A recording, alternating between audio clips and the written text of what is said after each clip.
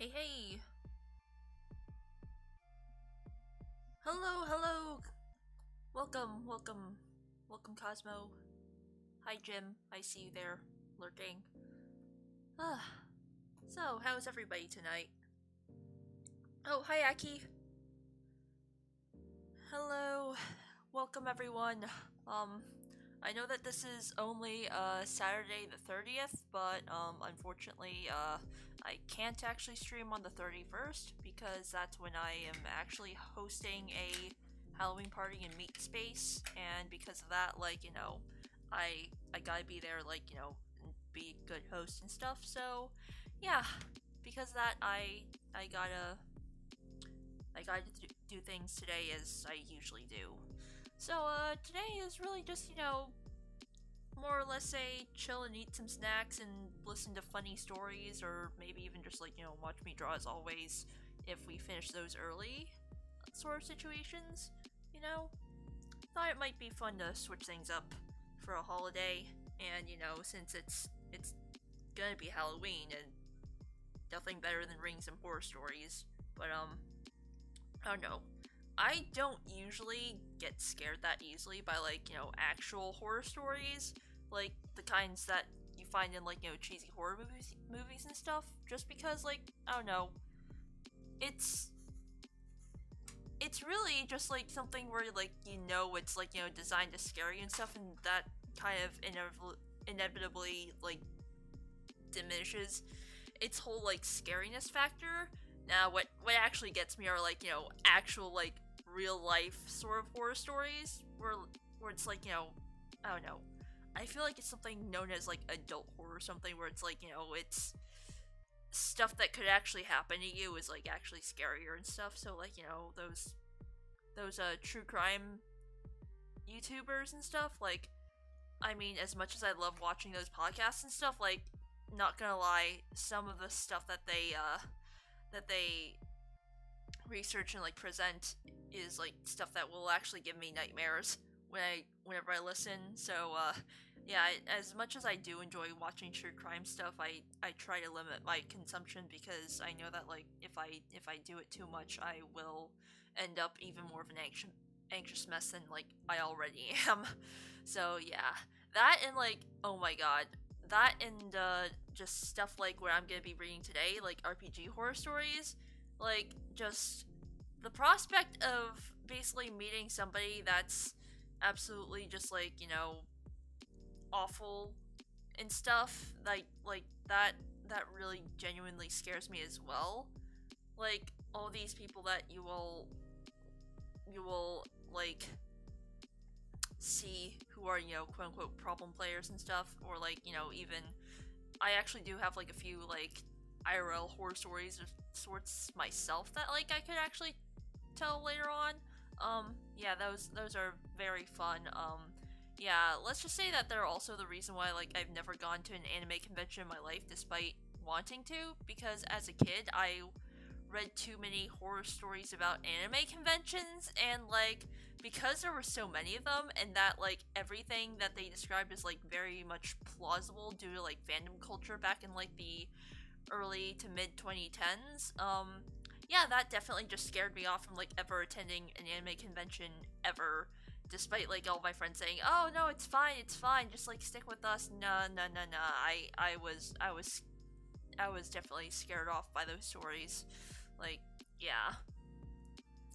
Which is why, I mean, I thought about going to an anime convention now that I'm in university, but at the same time, it's one, there's a pandemic, and two, I'm still afraid.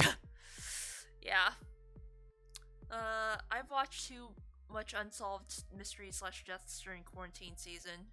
Yeah, that's basically me. I usually put on that stuff whenever I'm studying or drawing, and it just plays in the background, and most of the time it's fine, but sometimes I listen to it a bit too closely. It's oh boy. Oh boy. Especially with the whole I believe Eleanor Neal did a documentary on Elliot Rodger, the incel guy who drove a whole bunch of trucks and who drove a truck into like a whole bunch of people. Apparently that happened in the city that I live in. So that was fun to like actually realize that, oh my god, something like this actually happened where I live. Even though it didn't actually happen like downtown. It was more or less like somewhere up in like the suburbs. So technically still far away, but admittedly too close for comfort, in my opinion. Yeah, so that was fun to learn about. Anyway, if you guys have noticed, like I have a hat on. This thing actually was supposed to have a sort of back to it. It's just I couldn't get it to like actually stick onto the model properly. So, yeah, I did not use the back of the hat. So, yeah. This is my custom designed witch hat for the season, and you know, it matches with my outfit. I'm pretty proud of my work with this, actually. So yeah, I'm sorry if my lip flaps are like, you know, lagging with my my audio. That's unfortunately just like an inevitability with the MacBook. But I will be going back home for Christmas, so hopefully, like, if I do stream back home, it will be something. It'll be a much smoother experience, and then you guys can go ahead and curse my mom with me for taking away my computer, but it's fine. I'll probably be getting it back within like a few more months, so just bear with me, alright? Hopefully by the time summer rolls around again, I'll be back uploading stuff from my actual computer, and you know, yay. That whole file transfer process is going to be a massive pain in the ass, though. So, enough chitter chatter. Let's get on to the meat and potatoes of this stream. Okay, is it? I think it's this one. Oh, yep, it's this one. This is the window that I set up. Yep. So, first up here we have from r/RPG horror stories, and posted by you, AzurePhilosopher, a very fresh 3 years ago. It's the Saga of Craig. So, for those who don't know what the Saga of Craig is, I actually discovered this through CritCrab, who's like one of those Reddit Storytime YouTubers. He read this, like, I think when it first came out, and, yeah, this is, like, essentially a whole 4-parter story about this man named Craig, and, you know, how you stole my waifu. Yes, Jim. Yes. This one is gonna be fun. Oh, yeah, since you did this, like, right when I stopped the stream, thank you for the sub, Jim. I appreciate it. Yeah, sorry for the awkwardness, but, so yeah, this is gonna be fun. But yeah, I discovered the story through CritCrab around 3 years ago, and, like, honestly, this has always stuck with my mind, and, you know, I just want to share it with you guys, basically. So, you know, as you can see by the title, it's called You Stole My Waifu! An exercise in lack of self-awareness. Let's begin. Oh, hi Mitch. You're just in time. The show's about to start. This is a story from a few years back when I still studied at university. My gaming group consisted of a mix of study mates and older friends, all aged in their early to mid-20s. The group was great, and it still keeps together nowadays, about 8 years later. Well, except for one guy. A classic, that guy, with a particular lack of self-awareness. This is the story about the many red flags he raised, and him ultimately leaving the campaign. Oh man. Get ready for the ride, because it's gonna be wild. The first big campaign we played together used the Anima Beyond Fantasy system. A niche and kind of obscure Spanish tabletop RPG that is basically high fantasy on super cocaine. Highly recommended. We still play it. I was the ST, which I believe is that system's name for the game master, and had 4 players.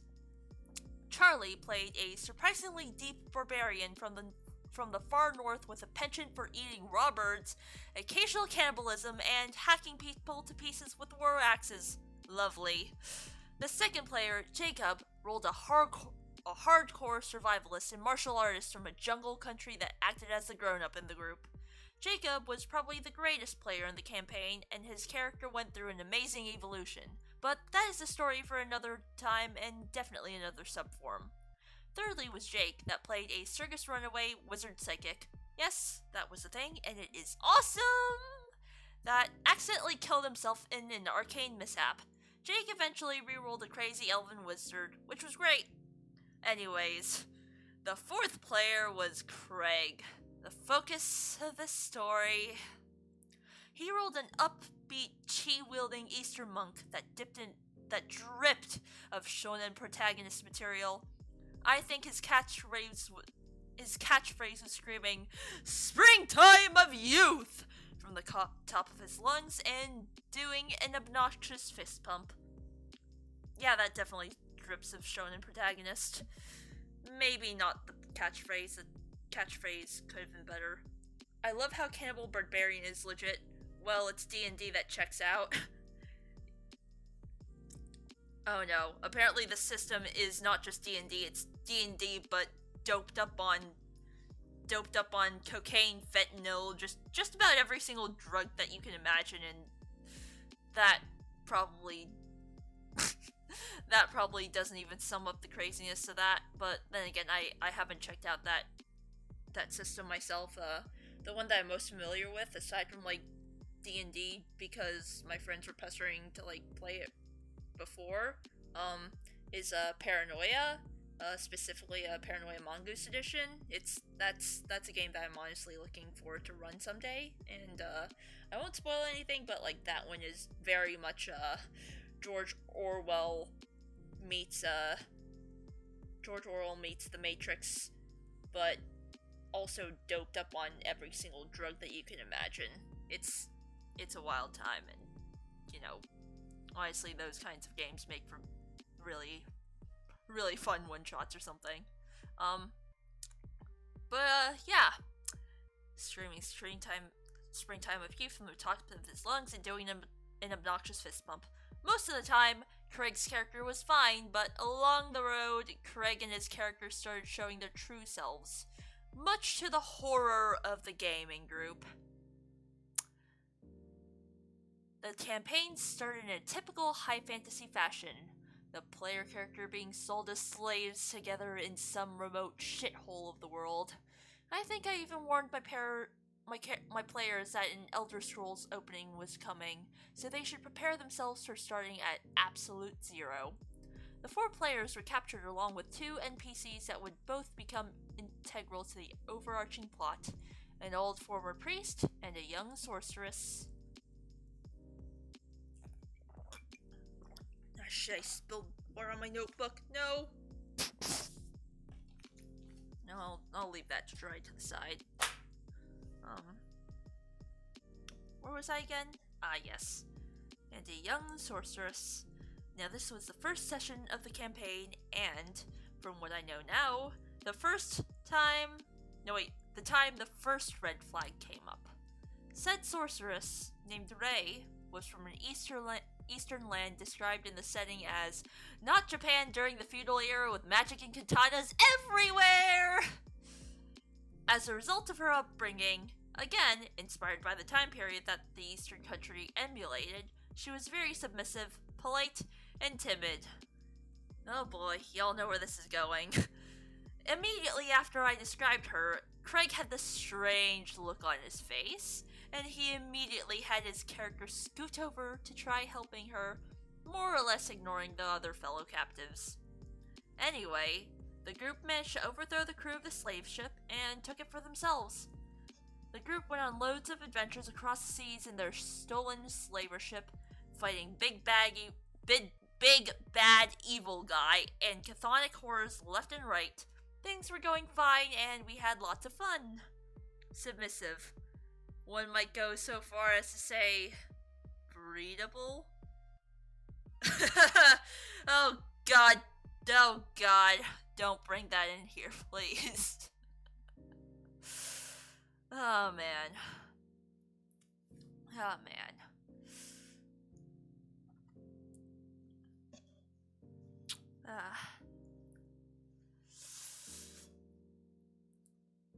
You're absolutely right, unfortunately.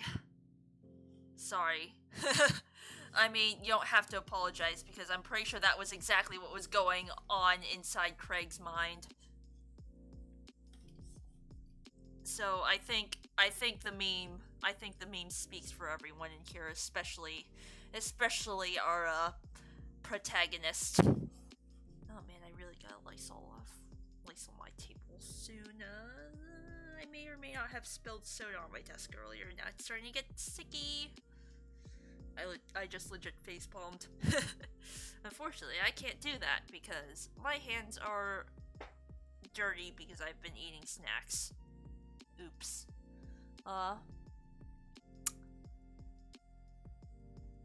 With time, Craig's character's affection for Ray kept growing and eventually became mutual. Romance and all, that was a natural part of the campaign by design, as it was encouraged proper role-playing and character growth. As it encouraged proper role-playing and character growth. I would say we handled it quite well compared to all the horror stories I have read here. Ray and Craig's character became intimate, which made Craig exceptionally happy. In between games, he wrote all these kinds of novels about his character's affection for Ray and sent them to me. Unsuspecting of things to come, I graciously applauded his dedication to the game. At one point, Ray was separated from the group for an extended amount of time.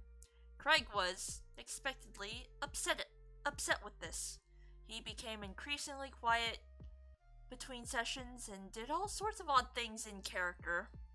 On the top of my head, I remember him once yelling out of character at another player that he wanted to carry an unconscious nubile girl instead of him. I do not know what that word means, but I'm assuming it's probably something bad. If anybody wants to Google that for me, I'd appreciate it. Jake, which played said character, just went, "Sure dude, whatever," and handed over the unconscious girl to Craig. It was as weird and awkward as it sounds. Eventually, Ray came back to the group and had undergone quite a radical transformation, for reasons I will not go into here. Her personality, formerly submissive and timid, had become sarcastic, extroverted, and at times quite abrasive. This did not sit very well with Craig, and he was noticeably upset by this evolvement. After this point, two parallel stories unfolded, one in character and another out of character.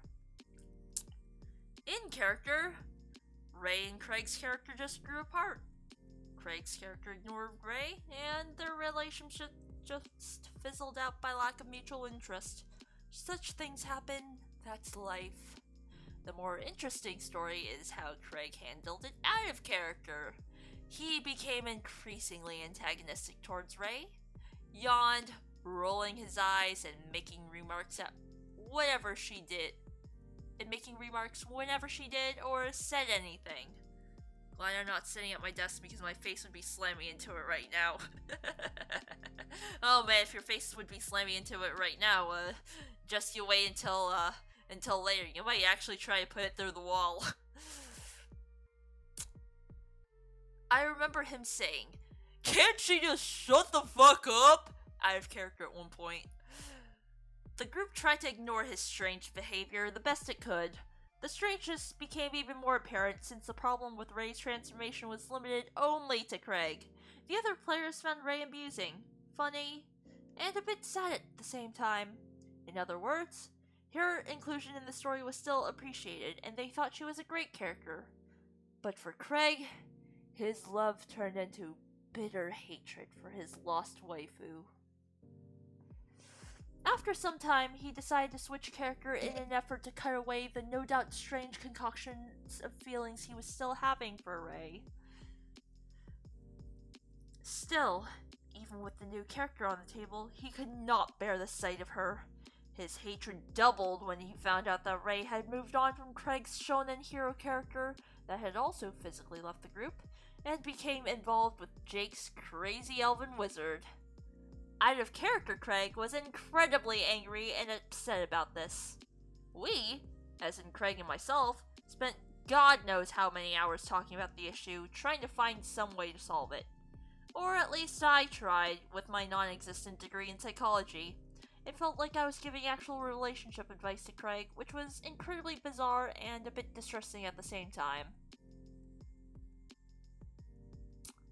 The new character did not last long. Craig decided to leave the group for personal reasons and not having any time to roleplay.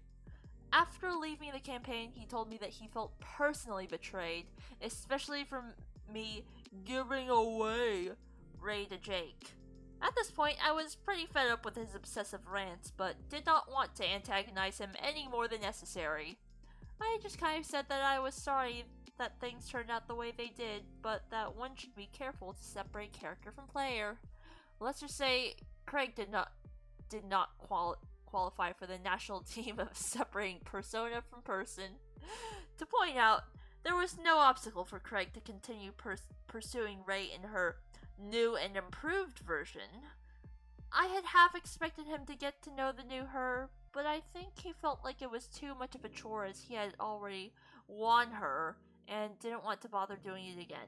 But I digress. I can't really say what was going on inside his head. Oh, hi Apocalypse! Welcome. We're roughly almost through the first story. Anyways, that was a long-winded story about my problematic player Craig leaving the campaign, which lasted for about another 2 years before concluding in his absence. There are more stories about Craig being that guy, his ultimate meltdown that ended in him quitting the group and renouncing his friendship, his own bizarre campaigns, and many other tales. Blah blah blah, tell me in the comments if you want to hear more about him. TLDR, player becomes smitten by an NPC and freaks out when said NPC undergoes radical personal changes. Spirals into madness as player obsesses over NPC out of character and eventually leaves the campaign feeling personally betrayed by the loss of his waifu. What is an isekai you're in? I feel like these days you can screen for this kind of stuff just by asking... I feel like these days you can screen for this kind of stuff but just by asking prospective players what their favorite isekais are. What's an isekai? You're in. Yep. Honestly, like... I don't know, I would say it also depends on which isekai in particular, just because, like, you know... At least personally, if they like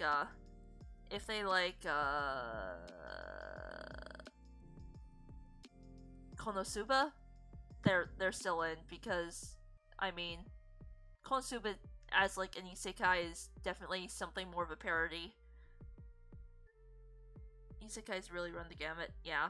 But, like, you know, it also depends just which one, because some of them are really just, like, you know, vapid fantasies, and yeah, the kind of people who enjoy those are definitely some to avoid.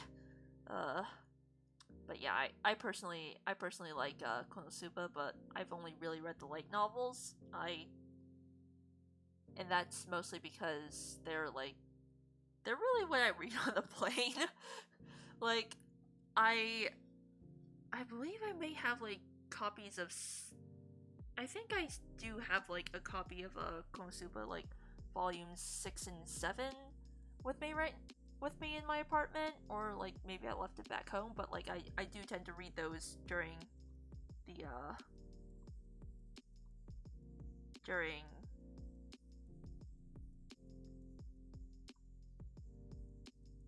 the what's going on?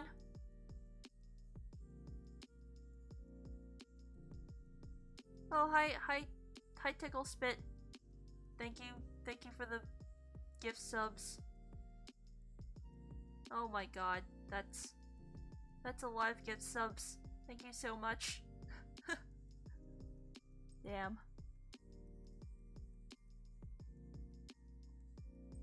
I greatly appreciate it.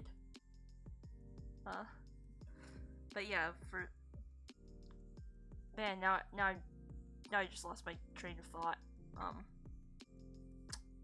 But yeah, long story short, I don't really like most isekais because they kind of attract specifically the kind of people that like scare the shit out of me. If like you guys were here like at the beginning, I'm the reason why I have not gone to an anime convention ever is because I got scared off just by like reading horror stories of like neckbeards stalking cosplayers and like people getting glomped and like actually getting seriously hurt from that, especially during like the Hitalia days in Hitalia cosplayers. Fun fact, I used to be very much into Hitalia, and you know, although I look upon that time of my life in shame, maybe I don't regret being in that fandom because at least it taught me just how bad fandom can be at an early age, so I don't become somebody that bad. But yeah, everybody thank Tickle Spit for the gift subs. 50, that's a lot. Anyway, on to part 2 of the Saga of Craig. You are totally the main character, and an exercise in lack of self-awareness part 2. An exercise in left. This is just the intro part. Is just, you know, this is essentially going to be Craig's tale as a GM. Oh boy. What's Hitalia? Oh, it's basically a political satire, written by this guy in Japan, where he essentially, like, personifies all the countries and stuff, and according to, like, global stereotypes anyway, and it's basically a satire of, like, international relations and history. Unfortunately, the fans are a completely different story, but overall, like, the anime and manga itself, like, some of the humor has like absolutely aged like spoiled milk, but like for its time, it's actually a pretty good satire from what I remember. But of course, like, you know, a lot of things in it aged like spoiled milk, aged like milk. So yeah, do take everything in it with like a grain of salt if you do decide to check it out. Have you ever been horny for the anime personification of the country of Italy? No, you wanna be? yeah. That was basically it. Except from what I remember, most people thirsted after the personification of, let's see, England, America, and France. Those were the big three. In fact, a lot of them really shipped either the personification of America with the personification of England, or like, you know, England with France. And you know, honestly, you know, thinking about it objectively, it is weird, but at the same time, it's like, you know, unless you're in the fandom, it's really just something that you wouldn't understand.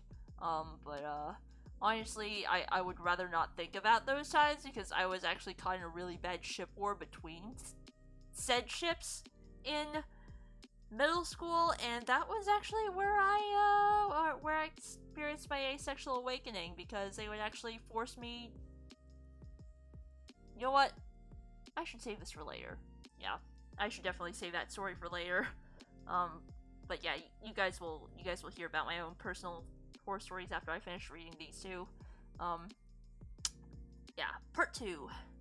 This campaign was started sometime during my own anima campaign. The group consisted of the illustrious Craig, Jacob, and myself. When he pitched the idea, I had never even heard of the system. Exalted 2nd edition by White Wolf, he made it sound like this over-the-top Greek-Chinese mythology madness cocktail of awesome and laser raptors. How could any decent person say no to that? Thing is, he was very stingy about player immersion and set up a significant rule. The players were not allowed to read the rulebooks. Sounds like Paranoia, but less fun. Anime's Weird News at 11. Yep, basically. Yeah, Paranoia does not allow the players to know the rules, and honestly, referencing the rulebook actually is punishable by, like, character death, but honestly, character death is inconsequential in that game. You literally get given a 6-pack of clones when you start, because you will die, and you will die a lot. It is something to be expected. Only choice parts were open for reading, such as basic character creation and some snippets of the game systems. That's nice, we players thought, and proceeded to create our characters. We essentially thought that this was some design choice to get us started on some high immersion campaign where meta-knowledge would ruin everything. And anything. Let's just say that some meta-knowledge would call out the campaign for the bullshit it became. Anyways, we rolled our characters. Strict orders were placed on us to not have any attribute or skill over 3, where 5 is the usual maximum, and we were allowed next to no supernatural powers. For those who know the setting and system, we started as unheroic, heroic mortals that have yet to exalt. Jake rolled in a savage huntress from the southeastern creation, which is an area of incredibly dense forests coupled with badlands and all that. Her tribe had been brutally wiped out by a dark overlord named Mask of Winters, a name that meant nothing to Jake as it was suggested by Craig. Her name was Taya, and she was a competent archer, survivalist, and tracker, but had incredibly bad social skills. Jacob, while having a brain aneurysm, decided to roll an ancient old blind hag with an owl familiar that acted as her eyes. We all thought that the character was incredibly bad, and Jacob later admitted to temporarily succumbing to insanity while creating her. He later changed character, and we will get to that. My own character became the scum of the earth, Zael. He was a complete fiend, and probably the worst person to invite to a house party. His backstory was that he belonged to the middle nobility, and that his family secretly worshipped some demonic entity. Being the youngest child, he had trouble proving his worth to his extensive collection of older brothers and sisters, whom were all objectively better than him. What he lacked in sense, he made up with sheer lunacy, as he made some fell pact with the murder demon in the family basement and killed all of his closest family members and the staff at their estate. What a champ! I had noticed a background, which is a category of bonuses at character creation called Familiar. I had no idea where to spend my background points, so I spent the maximum possible 5 dots in it. Said Familiar was a servant to the murder demon, a sleek panther that could turn into an equally dangerous and badass woman. Zael was a real edgelord, if I'm allowed to use the local nomenclature, but the idea was that he would become a decent person and overcome his psychological problems. Craig was informed of my plans and gave me the thumbs up. Oh boy. The campaign started by our characters waking up in a secluded camp in the middle of nowhere. There were cannibals everywhere, and we 3 seemed to be the only recent catches. We managed to escape our bonds and started to formulate a plan to escape. Taya and Zael agreed that killing the ever-living Jesus out of the cannibals was the prudent thing to do. Taya was dishonored by her tribe's standards and needed to redeem herself. Zael just wanted to murder fuck everyone forever. Anyways, battle ensued. It quickly became clear that Craig had absolutely no idea on how to run the combat system. He spent the better part of an hour doing research straight out of the rulebook. First time playing, so it was quite understandable. But as a tip to all you new GMs, don't plan a combat encounter unless you have at least a vague idea about the rules. We players had no clue as our access to the rule books was limited by law. After an incredibly awkward combat, we ran off into the desert. I will not go into much detail about what happened as most of it is lost in the mists of memory. I will, however, go through the more amusing and alarming details of the campaign in a looser narrative. I hope that is fine with you guys. A mere sessions in, we met with a runaway princess from some crumbling kingdom. It quickly became clear that she was the MacGuffin of the campaign, as Craig described her in incredible detail. She was a stoic but easily flustered armored princess that was clearly superior to all the player characters in every way. Her combat ability was higher than ours. As you remember, we were allowed a maximum of 3 in our attributes and skills instead of the usual 5. Kara, as her name was, sort of just ordered us to help her on her incredibly vague quest. We had no idea what was going on, so some form of direction was appreciated. So we went to follow the MacGuffin like some trailhands, not the heroic heroes of Dawn that we were promised to be. My first rule as a GM: if you don't know, fake it. Fake it so hard. Yes. Unfortunately, it doesn't seem like Craig knew that, so... oh boy. Oh boy. Speaking of Heroes of the Dawn, one of the main ideas of the early parts of the campaign was that we should all exalt. Now, normally immortals become exalts in specific circumstances. For instance, a scholar might become a Twilight Cast when she realizes some fundamental truth about the world. A soldier might become a Dawn Cast when facing incredibly impossible odds in the battlefield, and so forth. It is basically an incredible power boost that permanently makes the character larger than life and awesome in every conceivable way. Craig had a wholly different interpretation of the act of exaltation. He did it by bits and crumbs. All our characters. So basically, they undergo a sort of Sephiroth one-winged angel transformation when something significant happens, huh? So, pardon me, but kinda like receiving a vision in Genshin, if any of you are familiar with that. I'm sorry for revealing myself as a Genshin player. Anyway, all our characters. Oh, by the way, Jacob changed character to a well-spoken sorcerer's apprentice after his crazy old lady sort of just wandered off in the desert. Okay. Shrimp status averted. The new guy's name was Geist, and he knew terrestrial sorcery at character creation while being mortal. Yeah, that was totally fair. Anyways, back to the exaltations. One by one, we started noticing subtle differences in ourselves, doing things slightly better, or doing spontaneous miraculous feats. We, at least what I know of, had these visions of old wise masters standing on water and all that. Instead of getting all that kaboom boom at once, as dictated by all the rules that were, we were drip-fed one agonizing charm at a time. For those who don't know, a charm is essentially a magical power that allows you to do increasingly crazy things, from jumping several dozen feet straight into the air, to cutting down swaths of enemies with the speed of sunlight. Craig did the drip feeding mostly in between sessions. We would have these mini sessions where we were rewarded by a charm of his choosing, of course. We never really got any agency when it came to character progression. Zael mainly got athletics charms that allowed him to become exceptionally mobile, but he got no means of proper defense or attack. I think he never once during the campaign was at full health due to being a melee fighter without the ability to defend himself. Instead, he was just jumping around. Like a total asshole. Oh man, now I can imagine Zael just like hopping around the battlefield like a cricket. A giant human-sized cricket, sort of, just like leaping over the heads of enemies and just, attack, attack, leap, attack, attack, leap, attack, attack, leap.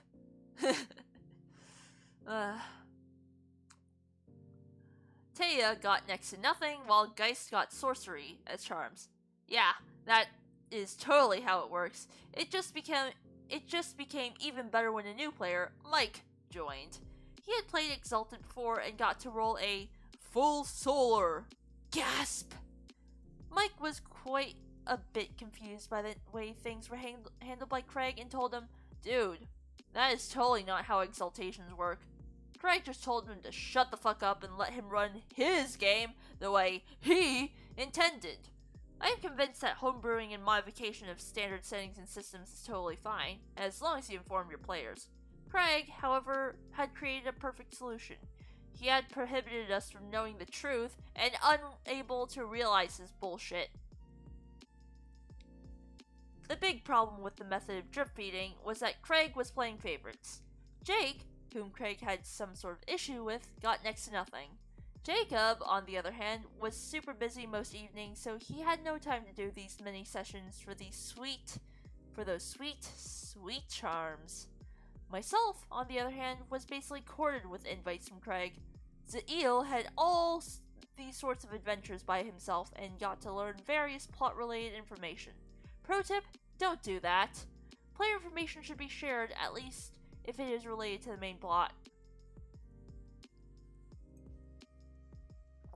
As such, Zael got significantly more useful and powerful than his peers. Jacob, Jake, and I laughed heartily after the campaign came to its abrupt end that Taya had like one charm which allowed her to shoot arrows at large distances.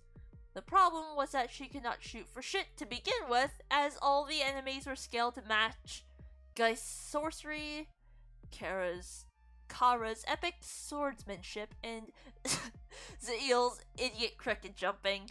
Speaking of Kara, she was some form of homebrew prototype solar that had her exaltation tattooed into her body. Pretty sure that is from another anime Craig had watched. You guys tell me if you know. She was leagues above us when it came to being useful, and she solved entire situations by herself. And, of course, she was never wrong. We had, as you might remember, no idea of what was going on in creation, and everything Kara said turned out to be true and correct. Nice going, Craig. I had almost forgotten Zael's murder demon familiar. The badass panther was named Raga, and she turned out to be the most underpriced familiar ever made. If it wasn't enough with the overpowered Kara, Raga was a total combat powerhouse and became an increasingly important character to the plot. Something, Lost Demon Queen, something. She also made numerous advancements on Zael, to no one's surprise. Kara did too. They obviously could not resist his sociopathic charm. Raga even ended a boss battle by herself at one point. We were after the serial killer that made portraits out of the blood of his victims. He was said to be this total badass demon-possessed mastermind. Guess what happened? Round 1, Raga won initiative. Every player said, "But she's not even here!" Cred said, "Just wait." Then, Raga materialized behind the badass painter and shreds him into strips of flesh and tasty blood, mist in one attack. Really climactic. Especially bad concerning Mike, whom played the party's face, wanted to talk with the painter about what had made him so powerful. Perhaps he had some fell master that was the real threat. Nope, that would not do, Craig thought. Over time, a major problem started to become evident. Zael had slowly become the main character of the campaign. Craig gave him exclusive essential information, which I thought was completely nuts.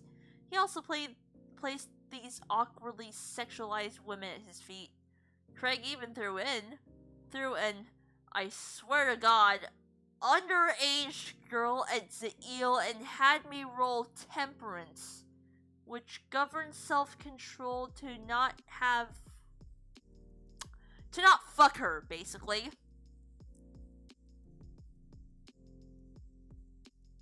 Man, Craig is...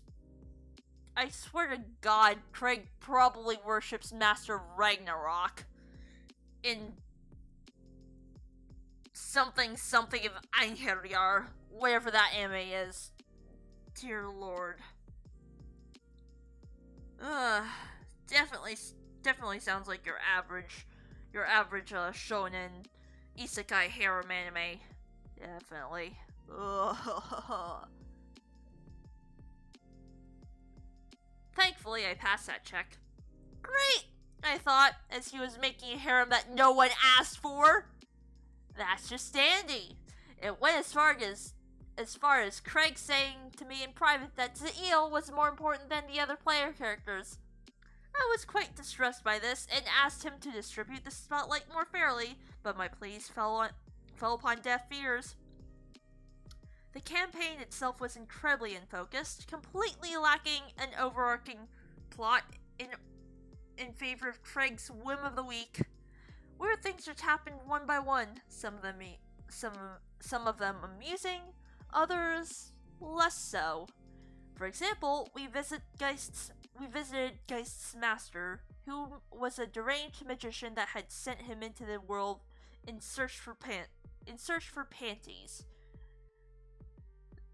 Zael had to rule temperance to not hug the underage girl to death, which failed, turning her into a sidereal exalted for some inexplicable reason. Zael was forced into copulating with a water nymph, which almost instantly produced a fully aged son that Zael couldn't handle. The fuck? I'm an edgelord with a harem and a sexy familiar, but I want to stop. Yeah.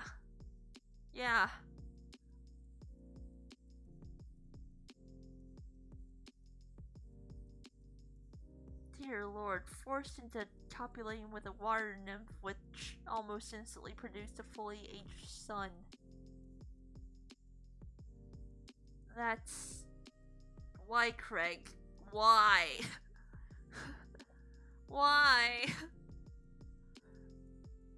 It was a right mess without any direction to speak of. Eventually, Jake started to lose interest by the unfair treatment. He had made minimum effort during sessions, and I don't blame him. His actions were mostly ignored, and he was never really encouraged or rewarded for doing things. Jacob, being a sweet angel of kindness, tried having fun and to ignore the obvious favoritism. I mostly felt incredibly guilty for having become the de facto main character of the story, but tried to shift the focus as best I could. Nope, that would not do, said Craig, and shifted it right back. The campaign ended in the most undignified way possible. It was put on permanent ice after Craig found a new tabletop RPG system to obsess over. His interest in Exalted had passed, and he said he had lost inspiration. After the campaign was over, I was told that his plan for the endgame, he used that term, yes, was that Raga would return in her Demon Queen form with a Sword of Creation, which is a powerful global defense system, not a physical sword, and would kill all the gods with it. He said that it was up to Zael, not the party, to redeem her, or some bullshit like that. Yikes. Now, the moral of the story is, don't pick favorites amongst your players, don't take away the agency of character progression from the players, and don't follow your whims when it comes to campaign design. Don't keep players in the dark when it comes to settings and systems, and for the love of God, don't force players to have to roll something to avoid fucking underage girls. Extremely SNL voice. If there are girls there, I want to do them! Yep. Oh man.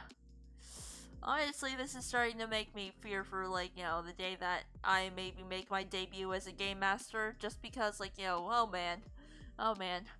I suppose I should continue reading these stories as to set myself a bunch of examples of what not to do, you know? Because, quite frankly, nobody can be Matt Mercer. And, the best I can do is really prevent myself from becoming a Craig, you know? Or like anybody else that gets featured on the sub. Alright, on to part 3. Don't ruin my scene! Part 3 of an exercise in lack of self-awareness. So this is the third story in an exercise in lack of self-awareness series. It takes place in parallel with the anime campaign described in part 1 and after the Exalted campaign in part 2. Okay, let's go. After the anticlimactic ending of Craig's Exalted campaign,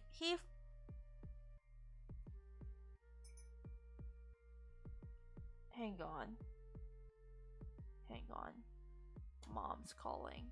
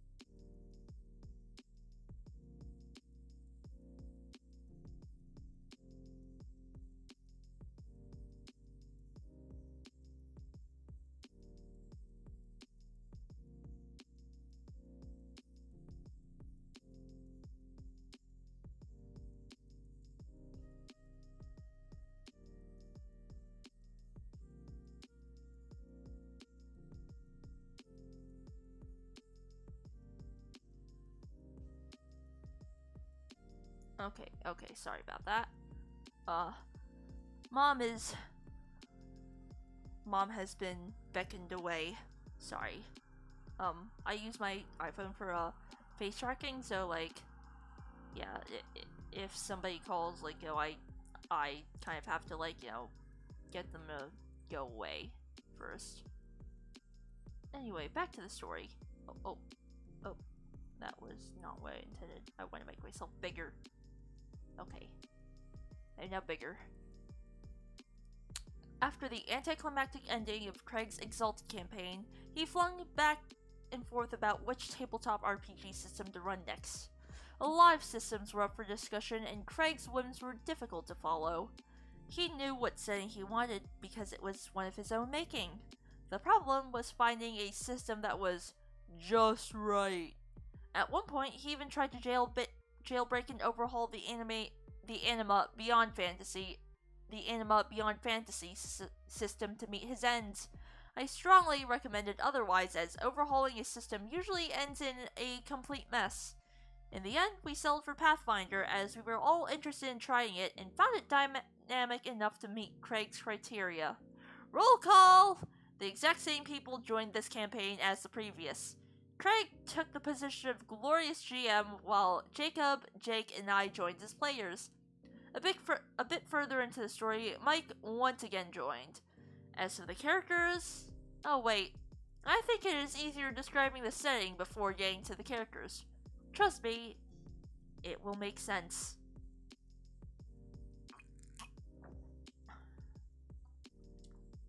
Slurp. The premise of the setting was great. Not gonna lie. It was an underground setting where the surface had been blasted into a hellish wasteland by some demonic gods. The survivors evacuated into a giant underground metropolis called Hamea Iri. In the deep dark, people started mining into the vast caverns in search for resources. They found certain crystals of condensed light that acted as a power source, creating a steampunkish low fantasy society. A certain ethnicity of humans, whom called themselves the Lydian, had built Hamea Iri, and they quickly constructed an autocratic and fascistic hierarchy, placing themselves at the very top and the lesser people at rock bottom. Amongst these people at the bottom were the cursed rock elves, or gray elves, that acted as slaves in menial labor. Craig told us that our group would be explorers, diplomats, and adventurers from Hamea Iri. When Craig pitched the idea, we all thought, "Oh yeah, this sounds great. Perhaps he has learned from his mistakes and has become a better game master." Sadly, our hopes and dreams would quickly be crushed beneath Craig's iron boot heel. I rolled a Lydian magus named Leon. He was a very young and naive half-Lydian that attended to what can only be described as steampunk magic school. Leon's dad was a renowned alchemist and explorer that had gone missing for the better part of his life. His mother was unknown, but implied to be a human of lesser pedigree. I had told Craig that I wanted Leon's origin obfuscated. For example, I had left hints that Leon might be a simulacrum. I believe that's how you pronounce that. A crafted human made by his father. Plot fodder for the GM, I guess. Anyways, Leon was a scholar and a kind-hearted person as a result of me wanting to wash away the moist suit of Zael from the Exalted campaign. He was bullied at school for not being a true-born Lydian, but he tried his best to fit in. The first session came. Leon was attending a school assembly due to state leaders coming to visit. Craig described these extravagantly clad people walking down rows and rows of saluting students. It quickly became clear that the state leaders were evil as fuck. They all had menacing auras, especially a scary-looking bodyguard. He showed Raiden from MG Revengeance. Their symbol was, I kid you not, a photoshopped combination of the Third Reich Imperial Eagle holding the Star Wars Empire symbol instead of a swastika. Alright, I thought, perhaps we were going to overthrow these obvious baddies. None of the other player characters were in sight, so I just went along. The state arranged a huge fighting tournament for their amusement and to instill student discipline in the student body. Leon, being a capable fencer, joined and beat the snot out of one of his bullies. The first day of the visit came to an end, and Leon retreated back into his dorm room. Are we the baddies? Yep. When preparing for bed, Leon felt a huge rumble from underneath. He went out of his dorm room and ran into one of his fellow students. Together, they started walking towards the assembly hall / bunker for safety. Their escape was cut short when the ground gave way beneath them, causing them to tumble several floors down. When they came to, they found themselves in one of the older parts of the academy, where students were not allowed. Leon and the other student wandered around in hope of finding an exit when they heard footsteps. Not gonna lie, this actually sounds pretty damn dope. So far, that is.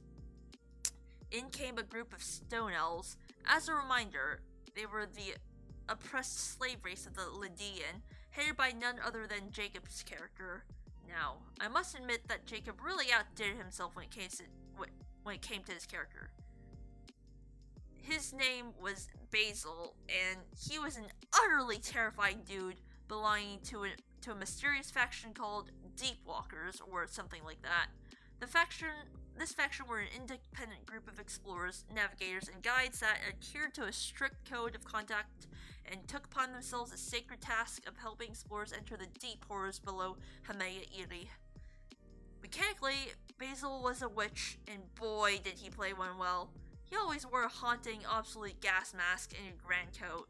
His familiar was a nasty shadow demon that only created silhouettes against whatever backdrop it passed by. I mentioned Basil was scary, and this was due to Jacob's portrayal of him. He had this utter confidence and stoicism combined with streaks of face-eating madness. Whatever Craig would throw at us in the way of horror paled in comparison to Jacob's Basil. Glorious. Anyways, back to Leon.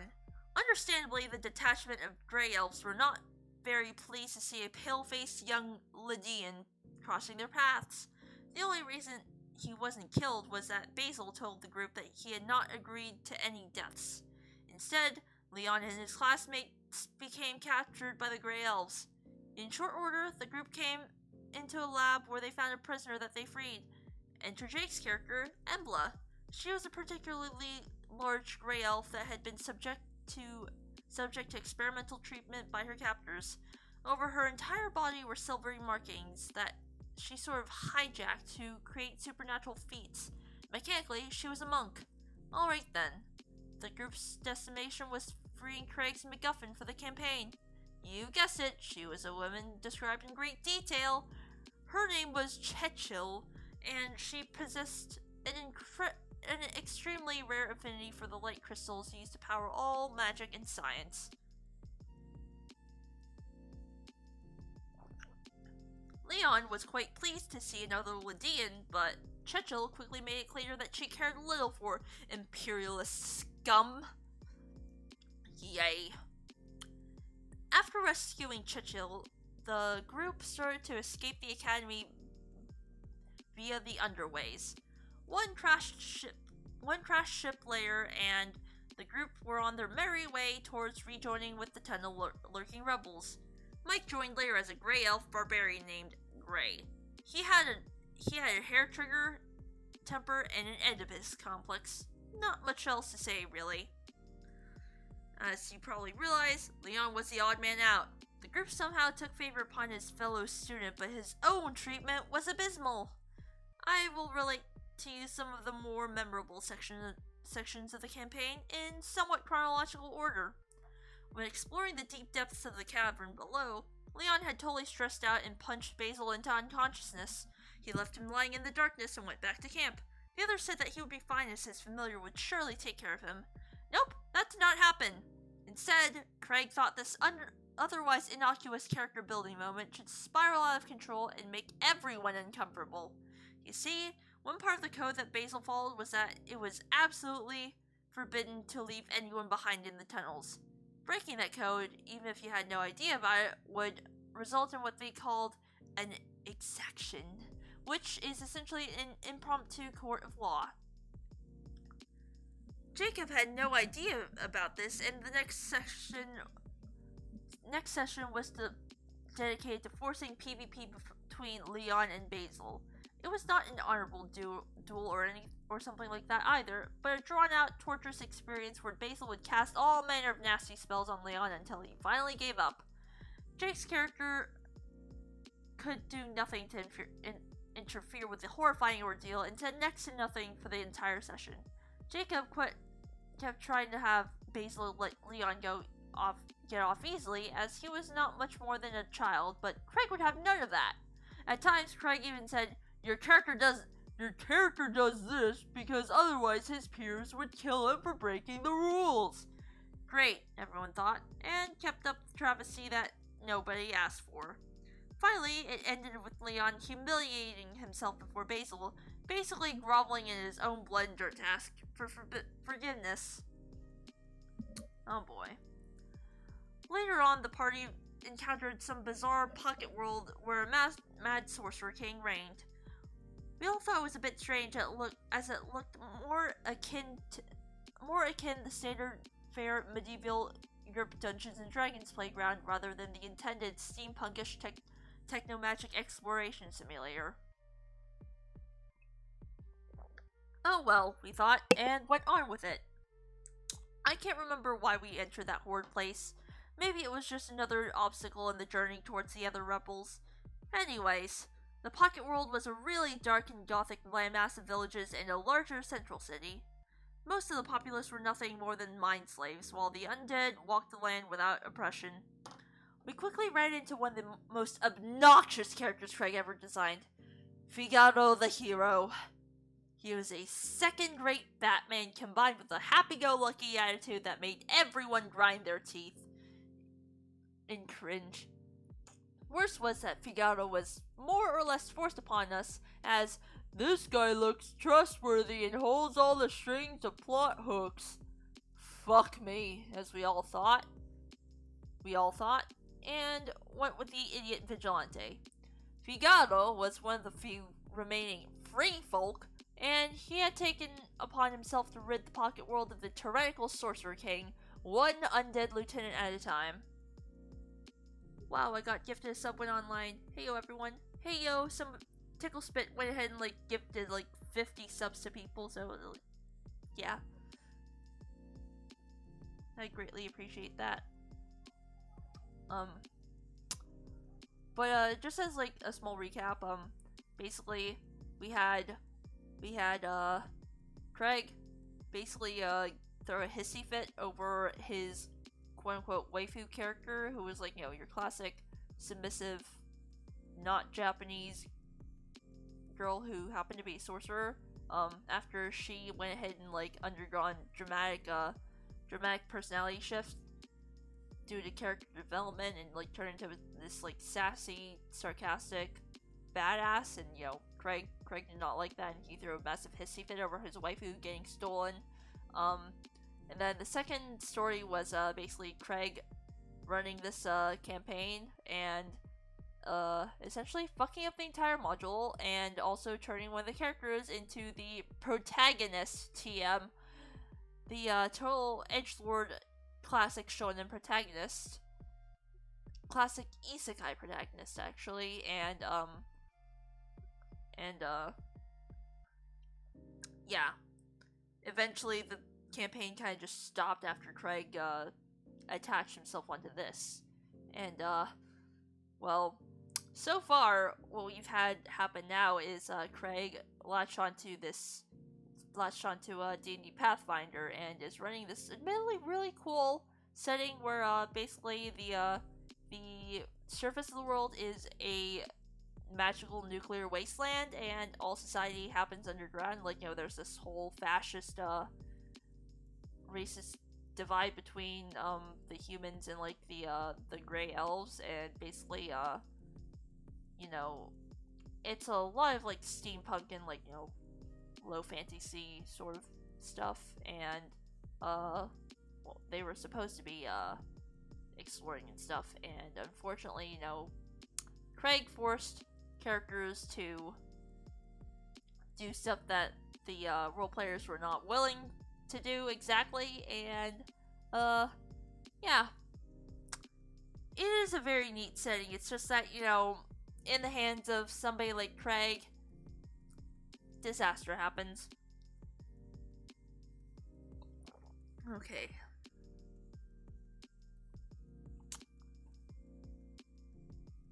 And now they're in a pocket dimension that's basically just classic high fantasy. Let's see. As you imagine, we were roped into this ploy at instant speed. We were sent out to ambush a supply caravan carrying slaves from the central city to some hellish mine or something. Being the clever players that we were, we sneaked up towards the caravan while it still loaded the poor souls, hoping to get the jump on the lieutenant. Embla, Jake's character, went ahead and crept up towards a wooden stall to peek out from. When peeking at the caravan, she was met with a guard looking right back at her into the face. Then, Craig lifted up his 5 fingers and started counting down. 5, 4, 3. Jake just said, "Easy, man. Let me get a read on what happens around. Are there any other guards? Any other cover?" 2, 1. Too bad. Then, Craig rolled attack for the guard and said that Embla was flat-footed, which is a combat state in Pathfinder that you get from having lower initiative and other things, giving you penalties to your defenses. Of course, the guard critted and Embla went down like a wet napkin. The rest went in and rushed in and spent nearly everything they had on the battle, barely scraping by. We all thought that was pretty bullshit.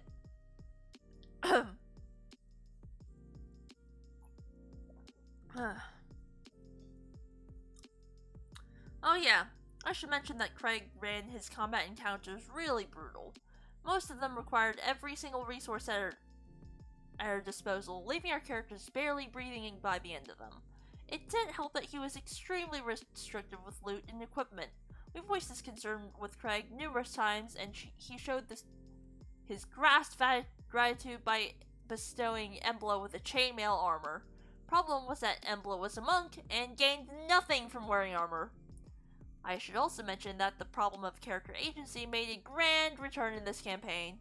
If you have read about his Exalted campaign, you know that Craig liked to change their characters around to create plot. Now, Leon was a vanilla magus, and I wanted him that way. Craig thought this wasn't cool enough and made him a Black Blade Magus, which is a variation of the Blade base class with some modifications to wield the titular Black Blade. It didn't help that the Black Blade was a sadistic death demon that wanted to drive Leon into genocide and murder. That is what I get for trying to play a nice character. I still wonder why I just accepted such blatant regard for my own character agency.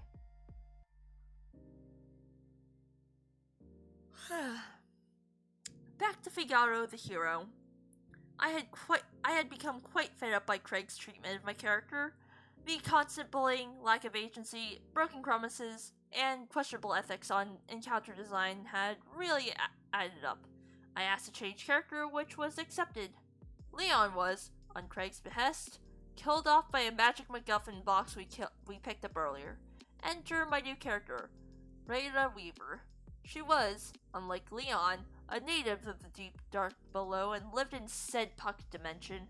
Her backstory was that she suddenly woke up, fully grown, in one of the old temples near one of the free folk villages. She faintly remembered living amongst the stars and falling towards the depths. In essence, she was a quasi-angelic being sent to the world for unknown reasons. Her class was a notoriously powerful synthesis summoner, which I suggest you read up on if you're interested in broken builds. I can't claim that I fully optimized her, but I certainly made her considerably more powerful than the wimpy Leon. Blaming the constant arms race between Craig and the players, I had no moral trouble with creating Rayra. Her synthesis form was, if you're interested, a sort of deva, angel, demon straight out of Hindu Chinese folklore, complete with dozens of invisible arms and hovering a few inches above the air.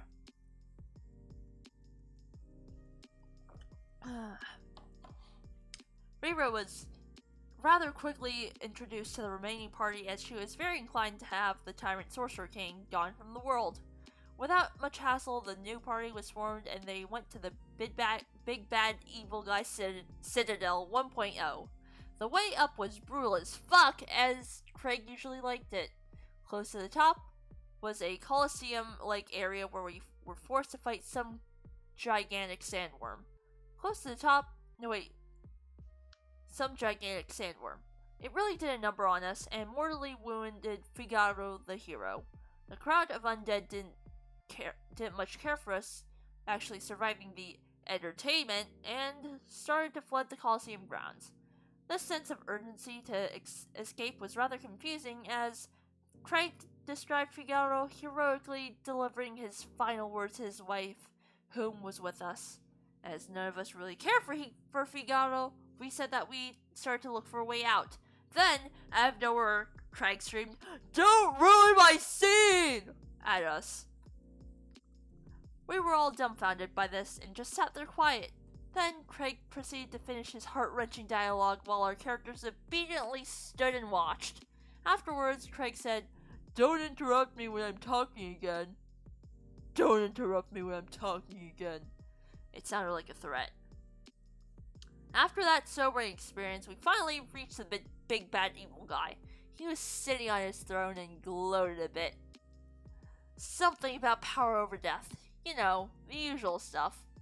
In unison, we attacked him, rushing towards his throne. Then, Craig said, "Roll a fortitude save." Some of us rolled really high, but we all failed regardless. We were essentially pinned down by some magical vortex. When we tried to ask for a reroll on the save, Craig proudly said, "There is no way you can escape. This is a level 9 spell and you have to nat 20 to get out." Some of us tried, but rolling 20 on demand is not really a trainable skill. Then, Craig turned his face towards me and said something about the lines of, "You feel a power growing inside of you." And Rayra managed to escape her bonds without any sort of Without any role to speak of. Excuse me.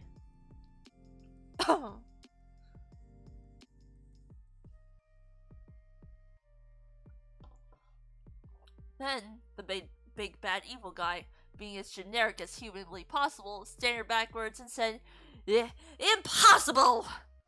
Craig then described how Rayra ran towards him with her sword raised.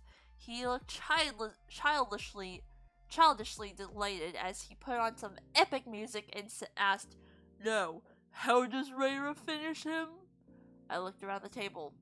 My fellow players had a mix of disgust and confusions on their faces, understandable as the climactic confrontation with the big bad evil guy had been reduced to a cutscene-esque power trip. Craig, on the other hand, looked like he just witnessed the most awesome thing ever made. I felt rather uncomfortable and couldn't really share his enthusiasm, so I just went with a lot of screaming and stabbing with pointy things. Big bad evil guy dead. Yay! After the anticlimax, we proceeded on our pointless quest towards the rebel base. It actually felt like we were getting further away from it by the session instead of getting closer. Mike switched out the barbarian Grey for a real edgelord Ledian runaway inquisitor named Michael. The new addition was constantly grumpy and did not add that much to the group dynamics. Now we get to the Craig's grand design. A massive pyramid built by the obligatory proto-race. I have no idea how we came across it, it just sort of showed up and of course we had to explore it. Just before entering this massive structure, which Craig called an epic dungeon, the game fell apart. Craig just got sick of running Pathfinder and sulked for a few months about how inconvenient the system was. Eventually, he found himself back up and announced we would change the system because, why not? Dungeons & Dragons 4th edition was up next. Naturally, we had to basically redo our characters from scratch and we did our best to fluff up our abilities to fit our themes. It didn't go well. Basil, who used to be a strange and wonderful witch, became a shaman. Instead of being the badass of curses and diseases, he became a glorified healer with a severely crippled familiar. Oh man. That's sad. That's sad. Rayra, being a synthesis summoner, had no clear counterpart in 4th edition, so she became a druid. You know, shapeshifting and all that. Jake, whom was actually happy with the change of system, he loathes Pathfinder to this day due to the crippled mod class, had Embla be a warden. Instead of smashing people with fists, she got a big ol' hammer to pummel her foes into dust. It worked out rather well. Lastly, Mike's Inquisitor became a Blackguard variant of the Paladin class. As a bonus of changing systems, Craig sort of understood the need for gear and items when running a very combat-oriented system. We got to choose a few magical items each, which was amazing. Sadly, those starting items were all we were gonna get. Oh man. Throat's starting to hurt. Anyways, back to the pyramid of highly original forebearer races. The whole thing was a massive techno-magical death trap filled with bullshit traps and failed attempts at ambient horror. I can't remember everything that happened in there over the course of several sessions, but I will mention a few. Embla had a cart of stuff that she pulled along the group. It was filled with resources, food, and some equipment needed to survive the depths. When we entered the pyramid, we came across an elevator that took us into the entrance proper. Quickly, the entrance crumbled as the ancient systems had a power outage, sealing us inside. Jake said that Embla retrieved a glow lamp from the cart to help with the darkness. Craig just said, "No, you left the cart at the elevator!" Jake, surprised, answered, "No, why would I do that? All the food and stuff is there." Craig was quite bothered by being questioned by Jake and went, "No, you left it. It would look stupid to bring it along." He shut down any attempts from either Jake or the other players. Of course, it would look silly to bring in a dingy cart into an epic dungeon. A few sessions in, we entered a completely dark room. We were asked to roll stealth, and we all rolled quite well. He said we heard some sort of grinding noise from an unknown location. He asked us, with an evil grin on his face, what our characters did. I said that Rayra took a wary step towards and lifted her head up in an attempt to hear from where the sound came from, hoping perhaps roll perception. Craig rolled a die and asked, "What's your AC?" Like 18? I answered. "There's not enough," Craig said, his grin widening. He then went on to describe how Rayra was grabbed by some slimy tentacle thing that violently pulled her away into the dark and away from the group. I asked for a save to get free from this rather unpleasant thingamajig, but was shut down with, "No, Rayra does not know what is going on." The rest of the group navigated the darkness by Rayra's confused screams, which took them like 5 minutes. At the end, they found her hanging upside down from the roof in a wide room lit with fires. Craig drew a battle grid, which is necessary when playing 4th edition, and placed Rayra's token right in the middle of the utter shit. She was surrounded by, I kid you not, a bunch of demonic little ape things that tried to reach her. Around the ape things were a ring of fire and noxious fumes, and after that, a freaking ditch of dirt. The rest of the group enter far, far away from her. Initiative starts and she falls down and is immediately downed by the noxious fumes and the ape things. Another one of Craig's classic bullshit battles ensued, spending us to the utter limit. Those of you who have played 4th edition know that combat is treated as a steady progression in increasingly difficult encounters over the course of an adventuring day. Craig didn't care much for that and was content with throwing one massive battle at us every adventuring day. Astute readers will most likely realize that second wind, a way of regaining HP, does not really favor such designs. Later came the epic showdown with the demonic denizens of the pyramid. Craig had prepared it for a long time indeed. We entered through a gigantic door into a massive spherical room where the gravity allowed you to walk on all the walls. There were these nodes of pulsating flesh knots like hearts spread out everywhere. We quickly realized Craig intended to replicate a 3-dimensional battle grid built by much more skilled designers than him. Craig spent like an hour fumbling in his attempt to draw this complicated 3D map on a 2D surface. We had a big wax mat we used for that sort of thing. We tried to help him simplify the map, but he accepted no help whatsoever. He drew arrows just about everywhere to represent height differences in interconnected paths. The whole thing was a true blasphemy. When it was finally done, he put our tokens at the entrance and spread out other tokens as a way to represent the nasty demons inside the Death Sphere. At the middle was a nasty piece of work, a scythe-wielding witch that started the obligatory evil monologue. Right in the middle of it, I said, "Rayra has no reason to listen to this abomination. She cast a spell right at her face." Craig's eyes were lit with hatred, and he said, "Oh, you want to play like that? Sure." Then he prompted everyone to roll initiative. Of course, the enemy won initiative and utterly swarmed us. Now imagine this, dear reader. He had spent an hour preparing a massive battle map, but used only 5x5 of it. We were bogged down by a horde of enemies right at the mouth of the entrance, creating a reversed bottleneck for the entire party. When every demon lay dead, we went around to destroy the flesh knots, which I'm sure he intended to be done in a more dynamic way. You know, with mobility being a key factor and action management being important. He played himself and ruined the whole encounter. As a curious side note, we had an NPC with us, a sort of foster uncle Rayra had that had tagged along. In the middle of the swamped out battle, Craig described how he got a sword pierced through his neck, through his body, and out his lower back. Holy shit, we thought! He just died! After the battle, Craig berated us for not healing the NPC as he was actually alive and was doing death saves. Nice going, he made it sound like it was our fault. After cleansing the pyramid, we reached the central room. We were showered in plot by some ancient AI entity. The AI described our true selves. Greyra being some sort of light goddess from a faraway dimension. Basil, an avatar of a god of balance between life and death. Michael, fragments of a god of justice. Hey, this sounded mightily familiar to the plot of my parallel running Anima campaign.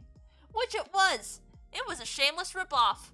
As his final insult to Jake's character, whom Craig despised, he revealed that she was not a goddess, but a temple guard to some fire god. Playing favorites is truly a virtue.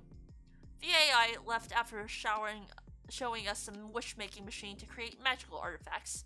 You know, instead of giving us proper loot and stuff to give us a decent chance at survival, he had to make this complicated system for fabricating said items. The system involved spending some sort of magical currency and writing a short story to Craig about what we wanted. The wish-making machine was never used as Craig put the campaign on permanent ice.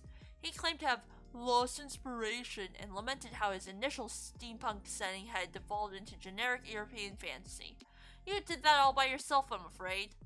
Craig went on to obsess over other game systems and made a few attempts at running other campaigns. I finished being a player in his campaigns and had no interest of joining.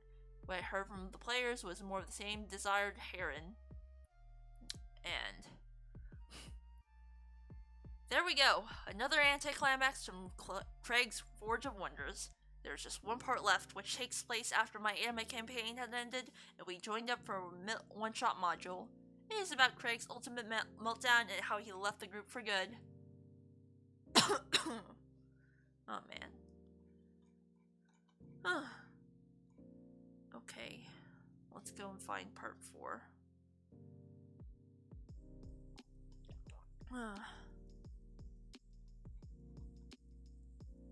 Because I know there is part 4.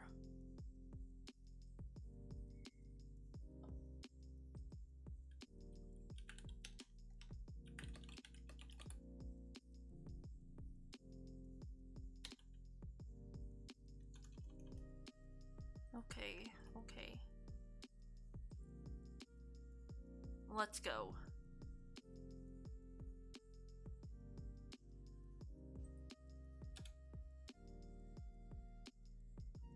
Part 4, Craig's Meltdown, an exercise in lack of self-awareness for finale.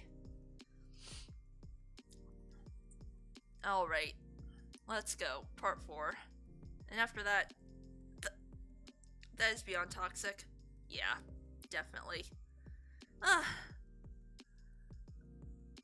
Honestly, like, this all reminds me of, like, the one time that I actually played D&D on, like, another Discord server. It was a one-shot campaign where it was, like, we were just basically saving a guy in his cabbage cart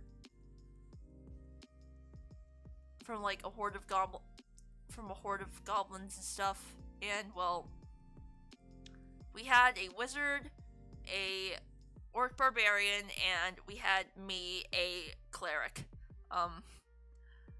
Yeah. Now, as a cleric, I actually, oh man, I actually had pretty high charisma and stuff, and,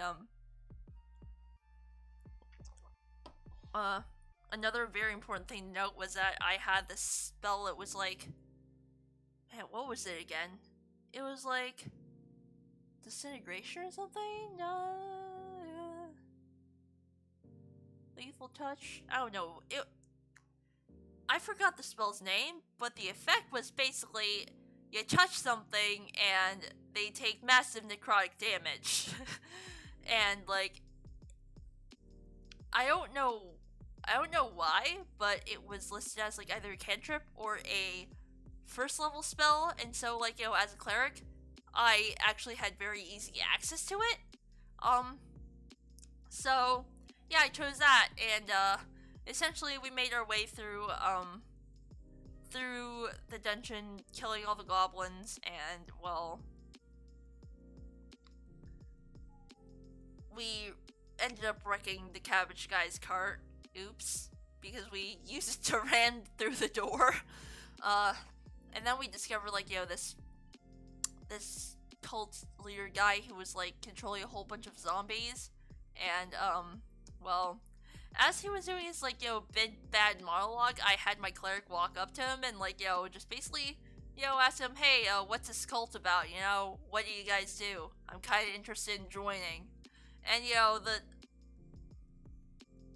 the guy was like, he struck up a conversation with my cleric. And, at the end of the conversation, my character said, oh, that sounds mighty fine. Good luck on your endeavors. And with that, she cast a spell that essentially, like, deals a whole bunch of necrotic damage. And, like, the thing is, because it's melee, she basically cast a spell and gave the cult guy a big ol' slap on the back, and the guy ended up just straight up getting one shot and disintegrated. And honestly, like, as anticlimactic as it was, I remember the entire group just, like, bursting out laughing. But yeah, that was the one time I played D&D, and that was admittedly fun, just like one-shotting a guy just by giving him a slap on the back.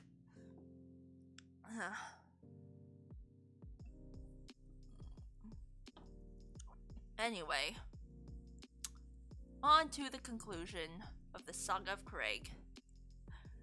The concluding part takes place after Craig left the Anima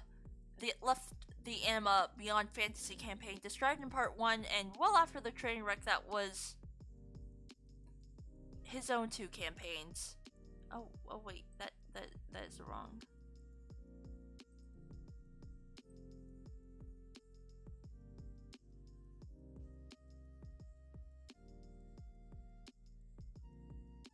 There we go.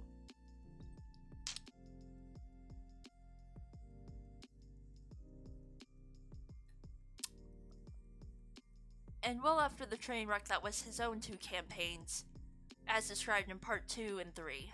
At this stage in our lives, we were well through our university education with just a few years left to go. Craig had at this time remarked a lack of time to enjoy the glorious role-playing hobby.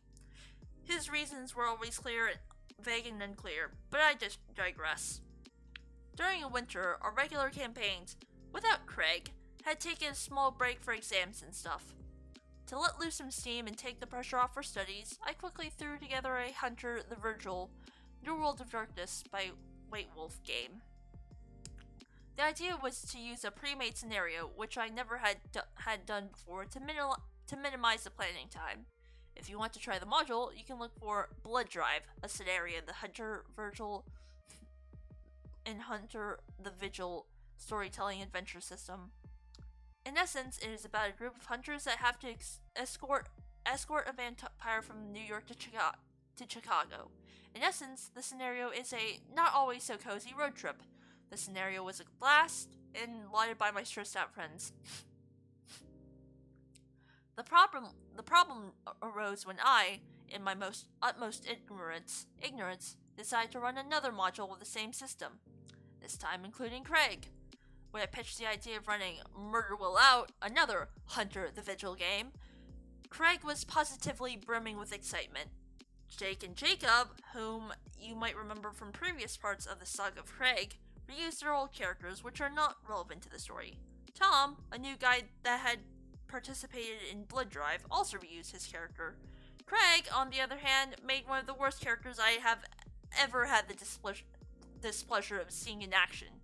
Craig's character was called Elijah Dante Ramsey, and he was a bit of an abrasive douche. Seeing how the time available to prepare a decent character was limited, just a week or so, Craig just went to his wish fulfillment zone in the deep recesses of his addled mind. Elijah was a pretty boy private investigator that had left the police force because he thought they were too strict and that they followed the rules too much. Elijah was decidedly a quasi-vigilante that worked the streets. He was also a master seducer, gunman, and general badass. Woven tightly into his backstory was Craig's idealized waifu, a sickly, powerless girl without legs that lived in a hospital. She was, of course, incredibly pretty and submissive, just the way Craig likes it. I cannot remember her name, but Craig's character referred to her as Dollface. Shudders. I think he found her when he worked at Case, back when she had legs and was a typical golden-hearted prostitute with a heavy narcotics problem that Elijah helped cut her out of. He had set up Dollface to be 100% dependent on Elijah for just about everything. He sent me a picture of a half-naked blonde anime girl taking a shower and said, "Yup, that's her. Well, she does not have any legs anymore, but you can imagine that girl minus 2 legs. Thanks, Craig. Craig, thanks a bunch for sharing." In essence, Craig just wanted to play a wish fulfillment discount James Bond badass that got all the girls and shot all the bad people. No harm in that, really. The problem arises when you fail to separate your character from yourself. That would be Craig's ultimate downfall.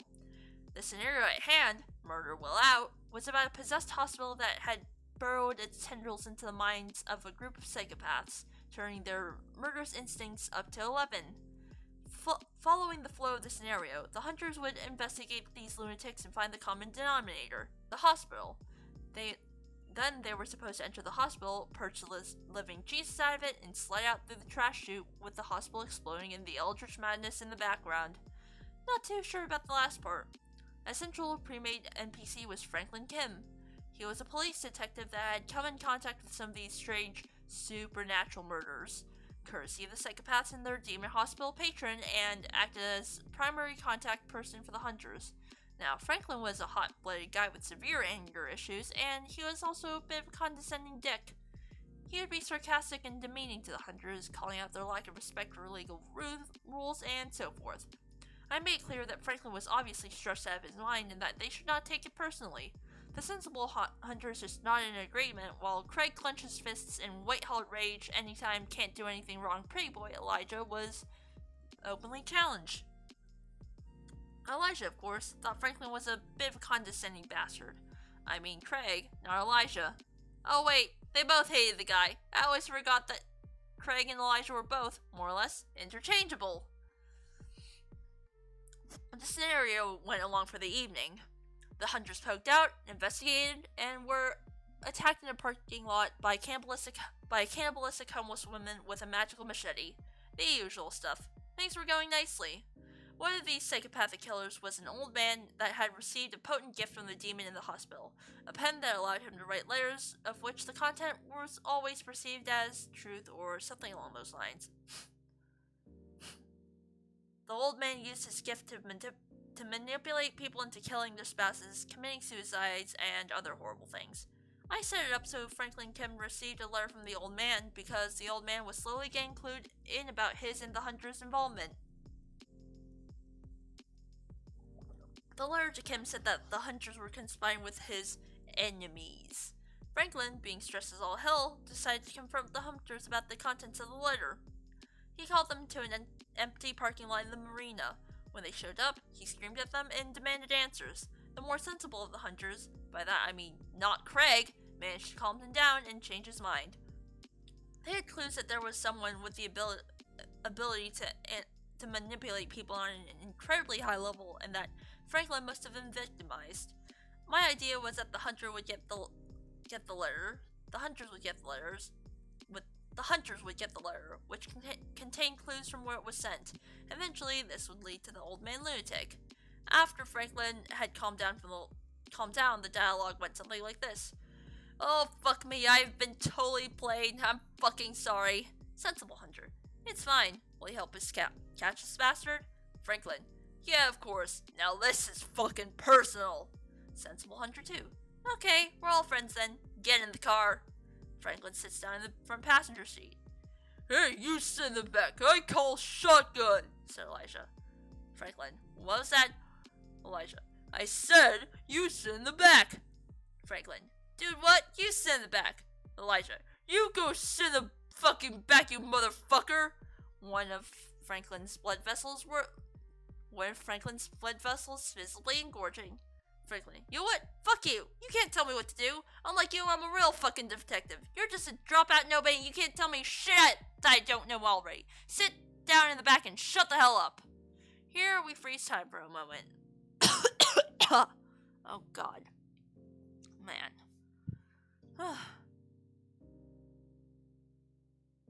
It's okay, I'm not sick. I'm just not used to, like, talking for, like, 2 hours in a row. Man.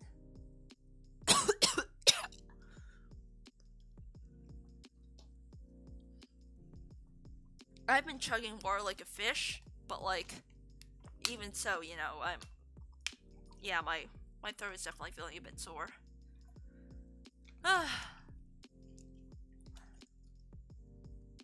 Now I'm starting to wonder how am I supposed to survive tomorrow? Because, I still have a party to attend.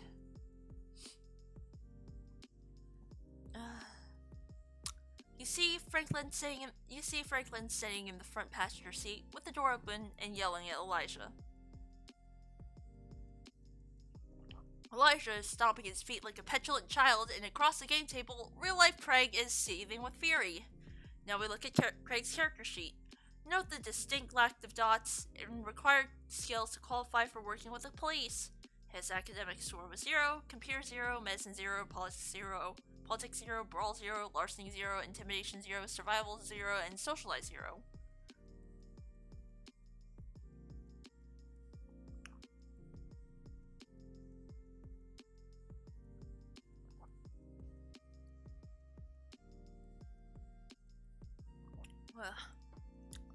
By all the rules of the game, he could never work as a police officer.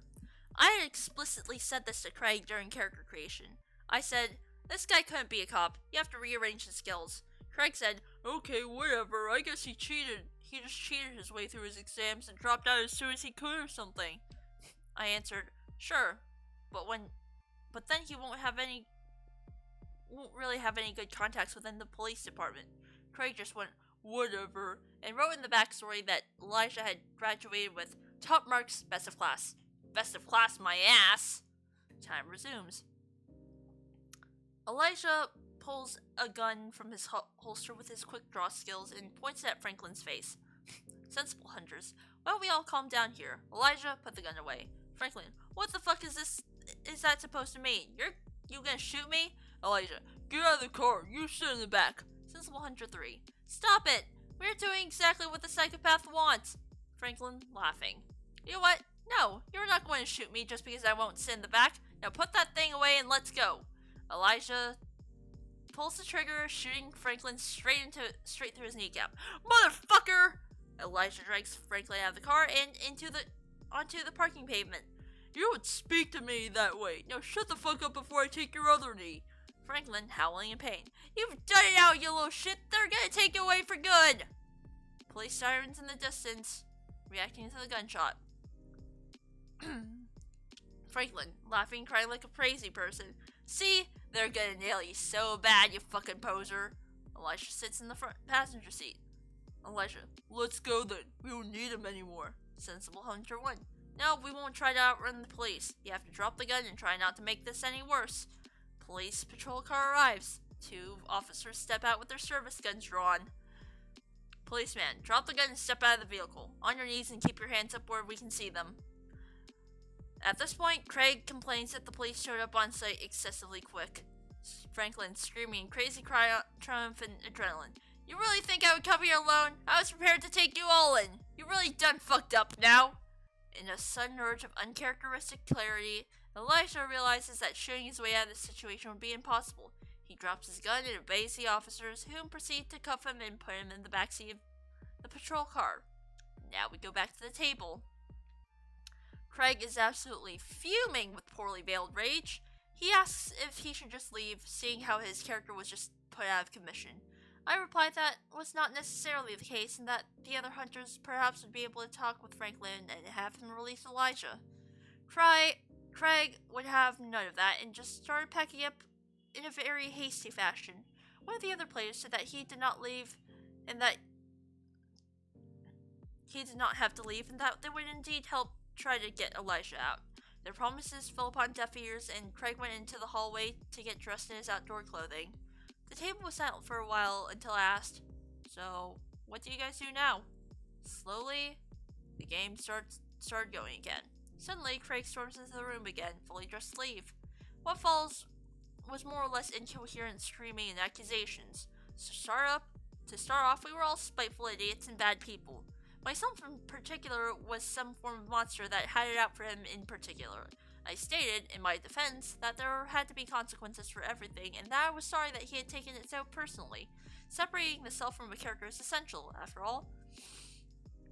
Apparently that was not good enough, and he laid on me all manner of accusations. I was a terrible GM.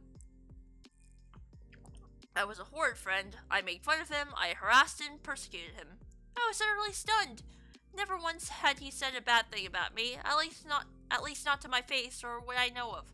On numerous occasions, I had asked for his feedback, like, did you like this type of scenario? Was it too weird? Is there anything you would like different in the future? Not once did Craig have anything bad to say. He just kept saying how fantastic everything was. Judging from his meltdown, that was not the case, and everything he had kept locked away just poured out like it was spiteful vitriol from his mouth. The other players were shocked as well, positively stunned into silence. Craig finished his tantrum with the words, "I never want to play with you again, you in particular," and pointed at me. Then he ran out of the apartment and slammed the door as hard as he possibly could, probably waking up the neighbors in the process. We went silent for a little while. Then Jacob spoke in a deadpan voice. "Well shit, let's play a round of Munchkin to calm ourselves down." We did just that. It was awesome. Munchkin is a great game. The morning after, Craig had erased all contact points with the other players and me. He went completely AWOL and was nowhere to be found. Those of us that remained were more or less relieved that Craig had left. He was our friend, sure, but one of those friends that take energy rather than give energy, you know? The whole ordeal gave not only me, but the entire friend group a whole different perspective. Together, we pieced together the puzzle of Craig. Not that it made us that much wiser.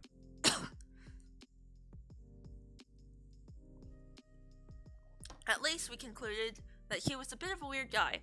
Weird enough to warrant a small series on some subreddit, at least. Sometimes we talk about his shenanigans as a warming example, but I can't say we have suffered any lasting damage. He made it stronger, if nothing else, and saved us a whole lot of energy drainage. I have no idea what happened to Craig after that. He just disappeared into the mists of life. At one point, I know he got a girlfriend. I just hope he realized his own bizarre ideals are incompatible with reality and that he treats her well. Hopefully, he will grow up and realize that neither Dollface nor Ray is best girl. They are just idealized ideas of something that is best kept where it belongs, in our fantasies. That is all, folks. See you around. And that's the Saga of Craig.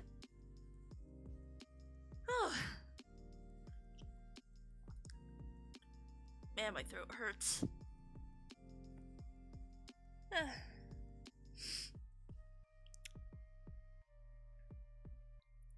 Honestly, Craig is quite something.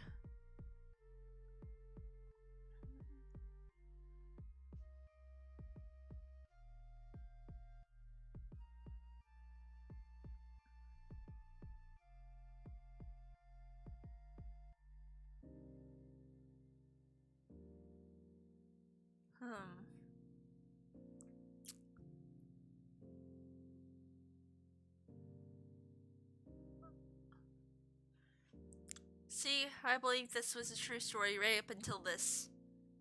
Let's play around Munchkin to calm ourselves down. You liar! Not once, ever, in my life, has Munchkin been a calming game. It has ended in blood feuds, chair shots, and broken marriages, says Comic Trick Critic in the comments. And the OP replies, "You're completely right. Munchkin brings out the worst in people. But compared to Craig, it is rainbows and puppies."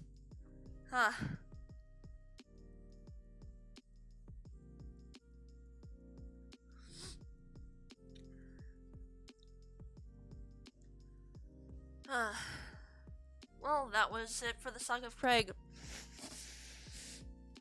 Thoughts, everyone?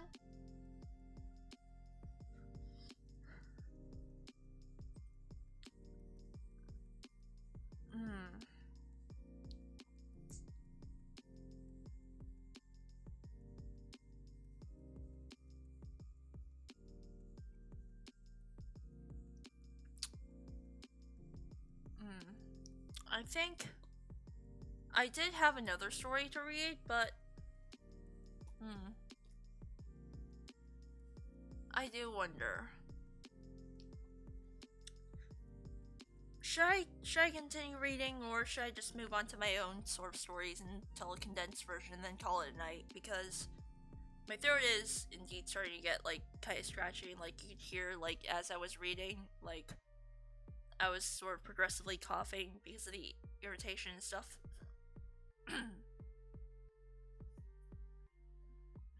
So I don't know. Do you guys want me to continue with a party from hell, or should I continue on to like my own sort of story?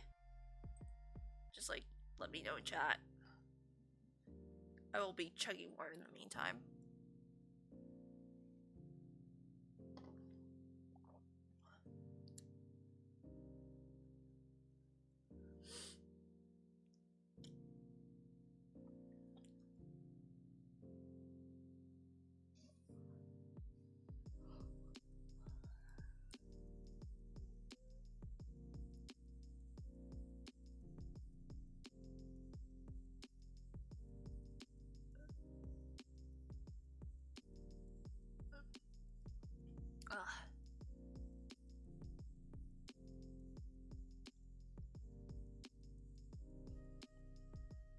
Or actually, you know what?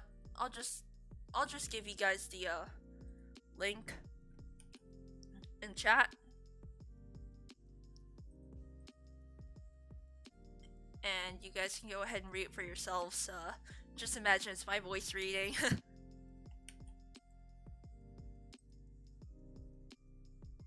we go.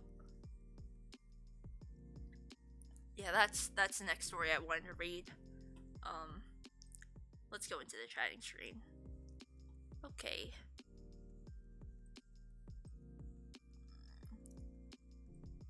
Okay, so on to my own personal horror stories. So like as I was mentioning earlier, I used to like be really into Hetalia, which is like, you know, for those of you who weren't here for that spiel, is like a historical slash international relations satire of like different countries in the world.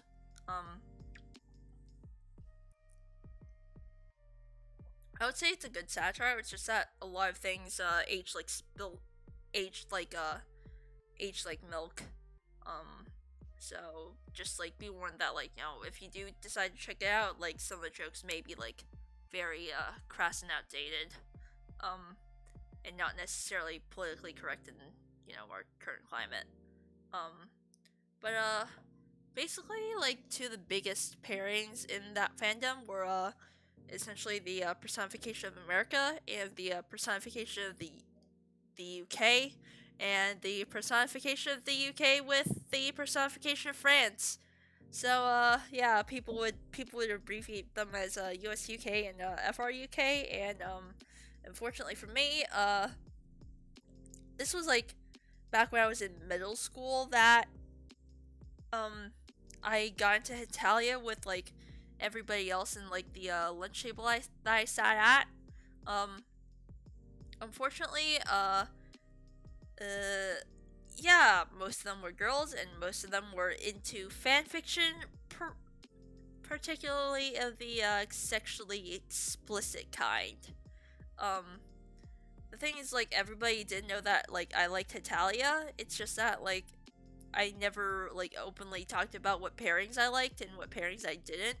And for the record, I didn't really like shipping back then, and I still don't really like it now. Sort of.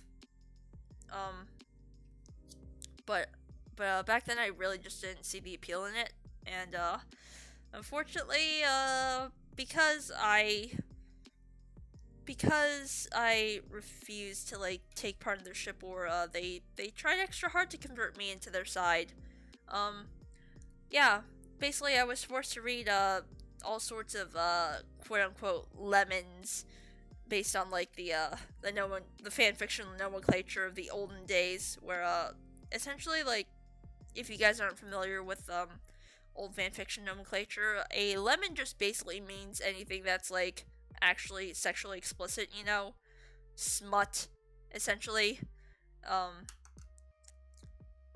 and like they would force me to read that stuff in an attempt to convert me to like their side for, you know, the ship war. And well, not gonna lie, it was not fun.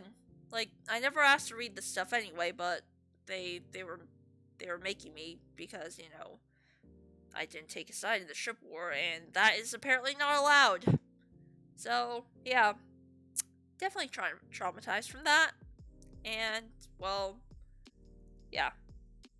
Even now, like, I I honestly don't really like gay pairings in media, in like fandom and stuff, just because of like those memories of being forced to read like lemons and stuff, like, you know, sexy yaois. Like, I was forced to read that, and honestly, like, even now it still leaves a really bad taste in my mouth, because every single time, like, you know, every single time somebody, like, you know, talks to me about a gay pairing in a show, I'm really just reminded of what happened back in middle school. And, you know, yeah, I have nothing against gay people. It's just that, you know, please don't make me consume that sort of fan fiction.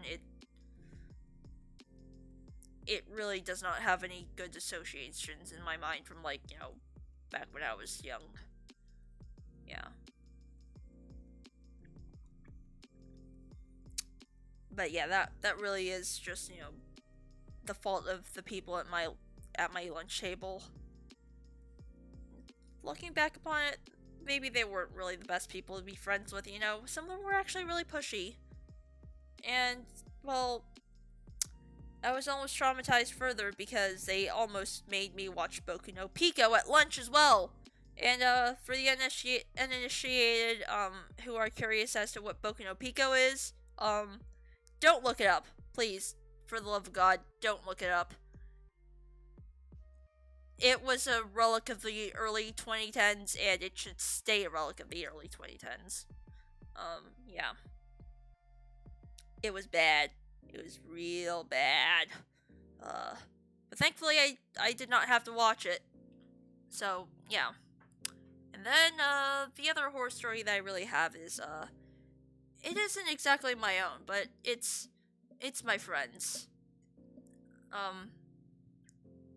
I still have no clue what that is. Good, Mitch. Stay innocent. For the love of God, please stay innocent in that department. I do not... It is not something worth knowing. But, Mitch, you probably know the next story that I'm gonna tell. Just, like, you know, stay quiet. I'd like to protect the anonymity of everybody involved. So yeah, this is actually the story of like one of my close friends from back in high school. To be honest, I'm actually low key pissed at her for not telling me about this while it was happening. I only really found out about it after it was done, and well, yeah, I'm honestly still somewhat upset at her for like not letting me know until like, you know, everything was said and done. So my friend, let's see, for the sake of her privacy, let's call her Ada, because why not? Also, you know, Ada Lovelace, one of the fathers of computer science and stuff, and she I believe studied computer science for a bit in university now. But yeah, my friend Ada, she this happened like back when I believe we were in junior year of high school, so that is roughly 4 years ago now. But yeah, she was dating this. Oh wait, was it junior year or senior year? One of those years that she recently broke up with her ex back then, and well, she rebounded all right. And while I don't really have any qualms with that myself. It's just that who she rebounded with was oh man, a decision. So for reference, Ada, um, me and Mitch in chat right now, we were all a part of our school's esports club, where like we actually had like a legitimate League of Legends team and like Rocket League team and stuff running. It was great, but like that isn't exactly the point of the story. The point is it was essentially a club for people like hang out and play video games in, and yeah, essentially Mitch, Ada, and I were all in the same club. Um, with like a whole group of friends and stuff. Unfortunately, one of these friends, or should I say former friend now, is a kid by the name of, let's see, what should I call him? What should I call him? Let's call him Beardo, because he had he legitimately had like kind of a neck beard. Like, yeah, he legitimately had a neck beard. Mitch, you know what I'm talking about, right? Like that neck beard. Yeah. Anyway, Beardo over here was in my opinion, a whiny little bitch. Like, for reference, he wasn't exactly good at any of the games that they played in the esports club, except for Hearthstone, and every single time that he'd lose a match, because surprise surprise, he wasn't that good at like, any other games besides Hearthstone, which nobody played, he would throw a massive hissy fit.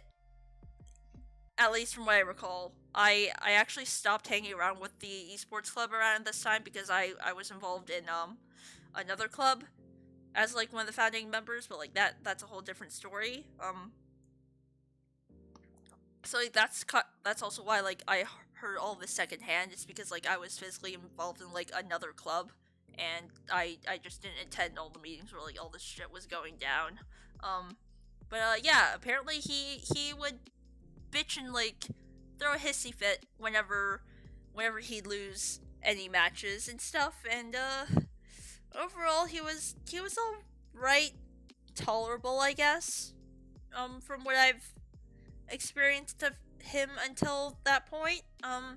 Yeah, so Beard over here started dating my friend because, well, Ada was like on a rebound from a previous relationship and stuff, and well, yeah. Let's just say that Beardo was pretty ecstatic about that. And unfortunately, not only is he a whiny little bitch, he's also a jealous little bitch. Because, as soon as he started dating Ada, he started getting oddly possessive. Like, yeah. And also very touchy-feely, which she really didn't like.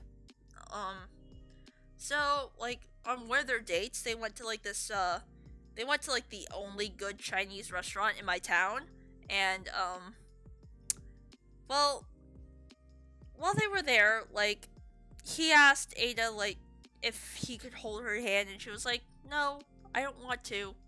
Well, too bad. He took it anyway, and she said that it was just all sweaty and clammy and gross, and quite frankly, I mean, sure, some people just have, like, naturally sweaty hands, but, like, come on, if somebody says no, like, you should respect that, apparently Beardo did not get that message, and, well, yeah. Thankfully, like, she was saved by, like, another two friends who were, like, out getting dinner at the same place, because, like I said, it's the only good Chinese restaurant in town, so, like, naturally everybody just goes there if they want Chinese food. So she basically beckoned those two other friends over to the table, and, they got the message, they came to save her.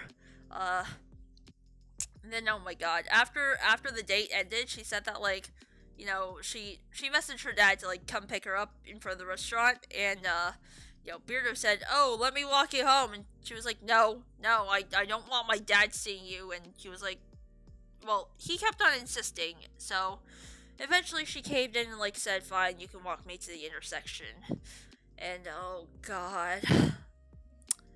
So, when they got to the intersection, Beardo tried to plant a kiss on her, and well, she turned her head, and you know, he landed straight on her cheek. She said it was the slimiest, most disgusting kiss she had ever received in her life. And the kicker was, after he did that, he said, "Next time I'll snipe for the lips," in an attempt to sound gamery, because at that time, Ada was really into Overwatch, and like she mained, or I think she might still play Overwatch and stuff. Either way, like back then she really liked playing Widowmaker and stuff. That was like her whole shtick. Yeah, he said, "Next time I'll snipe for the lips," and oh my god, it was cringe heaven. Like, I visibly remember, like, actually shuddering when I read that from her. When she sent it to me over text. After all was said and done. And, oh my god, it was... Man, that line really belongs in, like, r slash Neckbeard Stories history. Anyway, that was really, like, the one big notable date that they went on. The other notable things that happened is, what happened during the esports club back at school.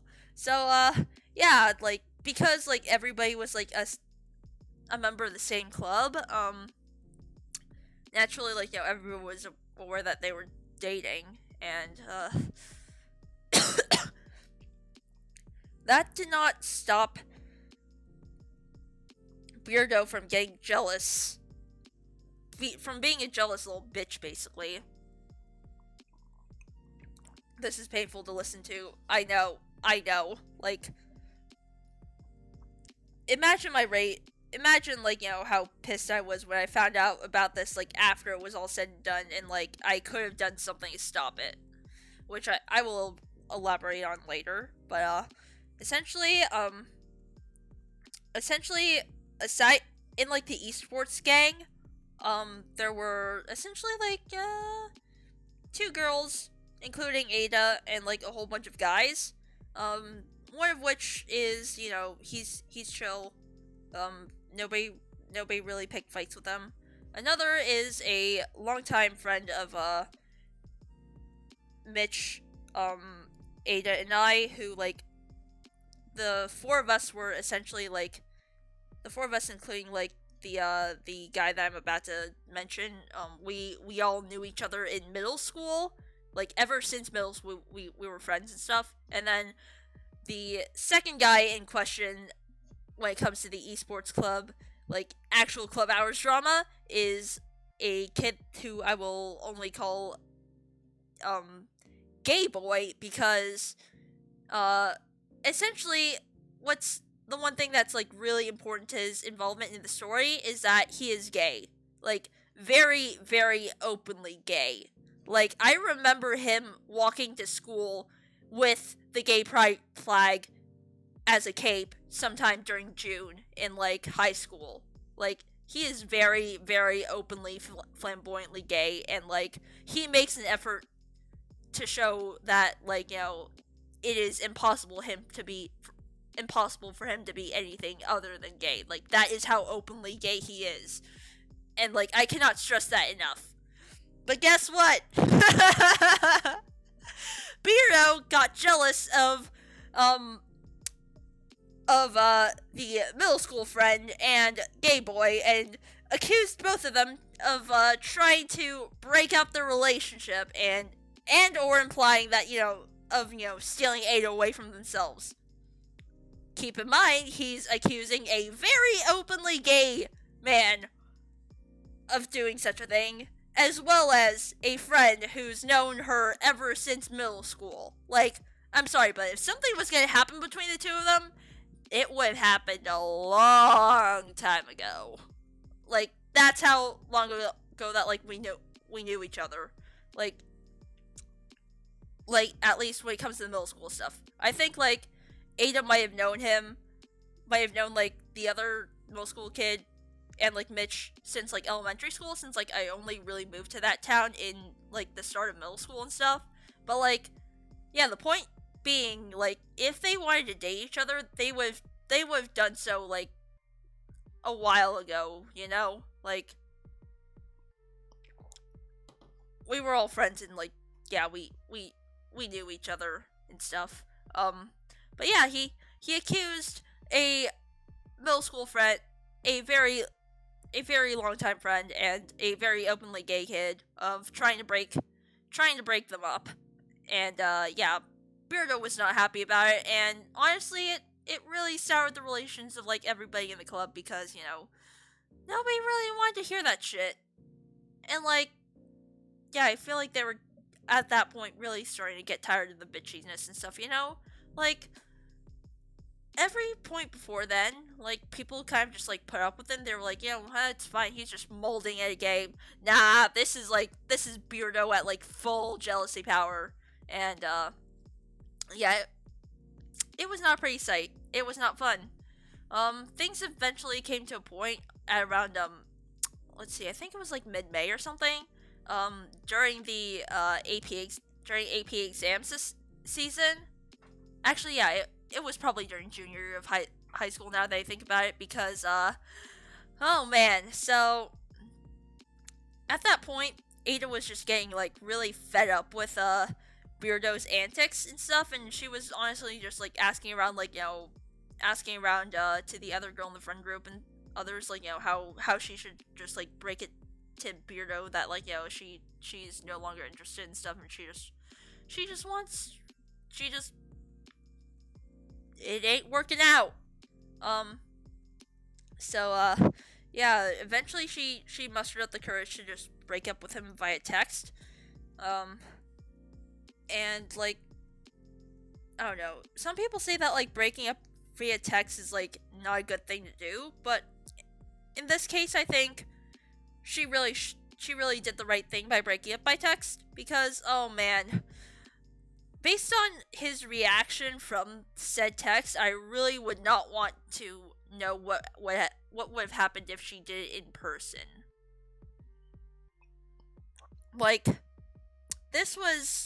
she sent the text, like, right before, in the morning, and, unfortunately, Beardo received it, and, oh man,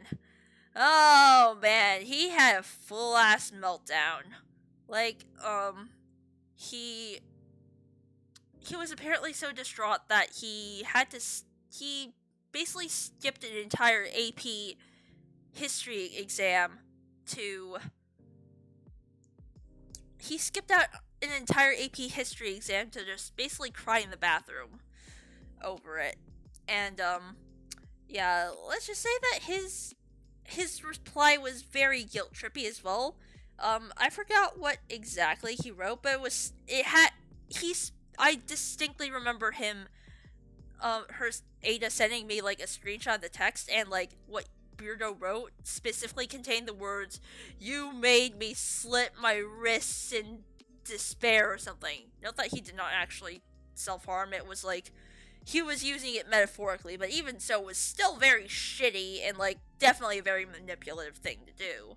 And, like, it was basically just, like, a whole bunch of, like, oh, that was just, my reminder to, like, take my pills. But, yeah, he was just molding and trying to guilt trip her into, like, staying, essentially. Yeah. So, you know, after that, she basically blocked,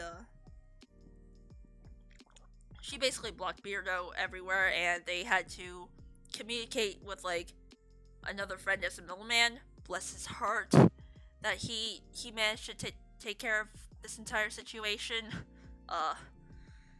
Man.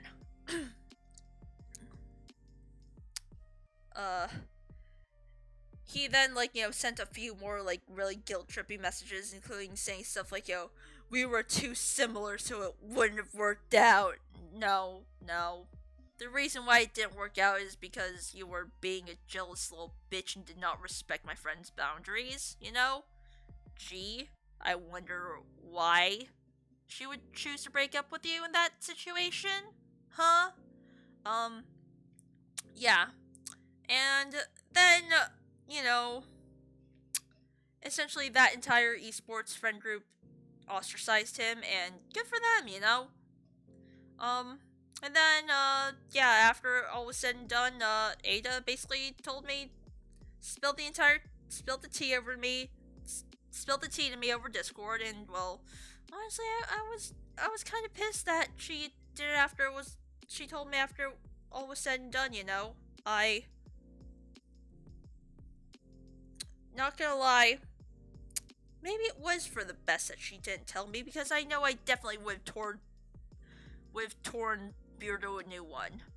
Now, the kicker was I was actually friends with Beardo, sort of, via, like, 2 separate friend groups. One of them was, like, the esports people, because, like, you know, I knew them, like, I knew a significant chunk of them since, like, ever since middle school. Another chunk is, this other group that, like, that stuck together in, like, that came over from, like, the other middle school in town that, like, went to my high school. That group, so for reference, the esports group is, mostly men with, like, 3 girls, including me, Ada, and, like, a 3rd girl. And then there's the, other friend group, which Beardo and I were also part of, as well as Gay Boy. Yeah, those guys, oh man, they were, aside from Gay Boy, Beardo, and another dude, that group was just all women. And, like, I only really got involved with them through, like, high school because I was friends with 2 of them through English class, but, like, there were, like, easily 5 other girls aside from me that were all a part of that friend group, and, well, according to them, Beardo has hit on essentially every single girl in that friend group at one point or another through middle school and high school. Except for me. Yeah, I was the only one who was not, like, subjected to Beardo's advancements. And, you know, I wonder why. Maybe it's... I wonder why, you know? And, you know, I told him that, you know, why was I the exception? It seems like, you know, he's really trying to hit on everything that he's friends with that, like, has a pair of ovaries, and they outright told me it's because he likes his women submissive and stuff, and, well, as you guys can probably tell from watching me stream ever since, like, you know, I think mid-July, I'm anything but that. And breedable. Oh, man. Like, as much as I'd like to slap you for that meme, I can't, because it's absolutely true in this case. It's absolutely true. Like, even though, like, that meme didn't exist back then, like, I would say, like, it applies. He likes his women submissive and breedable, basically, and, well, as you guys can tell from my personality, I am the exact opposite of that. In fact, like, you know, most of the time, like, people actually consider me one of the guys, which, you know, thank you. But, yeah, basically, like, that was really the only reason why, like, I was unscathed from the flirting and stuff. It was because I was too abrasive for his taste. Which, glad I dodged that nuke! But yeah, that was the Saga of Beardo, and, you know, I'm obviously angry at Beardo for, you know, for doing what he did to my friend, and I'm kind of angry at my friend for not telling me what was going on. But you know, that was 4 years ago now. I don't know what Beardo's doing, but quite frankly, I couldn't care less. Though I do remember in senior year, he did successfully woo one of the girls in that other friend group, and you know, she was definitely the most submissive out of like everybody involved, and like she honestly to like complete pushover levels, and honestly she was kind of a little bitch as well for different reasons. Like, her taste buds were like the whitest thing I've ever encountered, and like by white I mean she had like 0 spice tolerance. Like, she doesn't even like using pepper in seasonings. Like, if you put pepper in like food, she'd throw kind of low-key a hissy fit. I learned that when like I went to like Friendsgiving with them, and I brought something and it had a small amount of spice, and she kind of just like went off on me, saying like, you know, oh my god, this is so spicy, how could you do this? And I'm like, as a super taster, I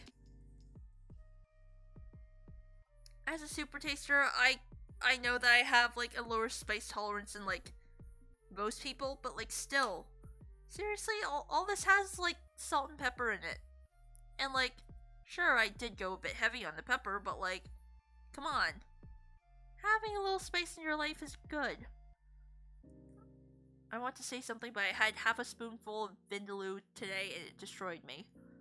I mean, for me, it's like when it comes to spice tolerance and stuff, like it very much varies based on like the weather, and like just how I'm feeling that day. You know, sometimes I can appreciate, you know, having my taste buds burned off, but well, actually no.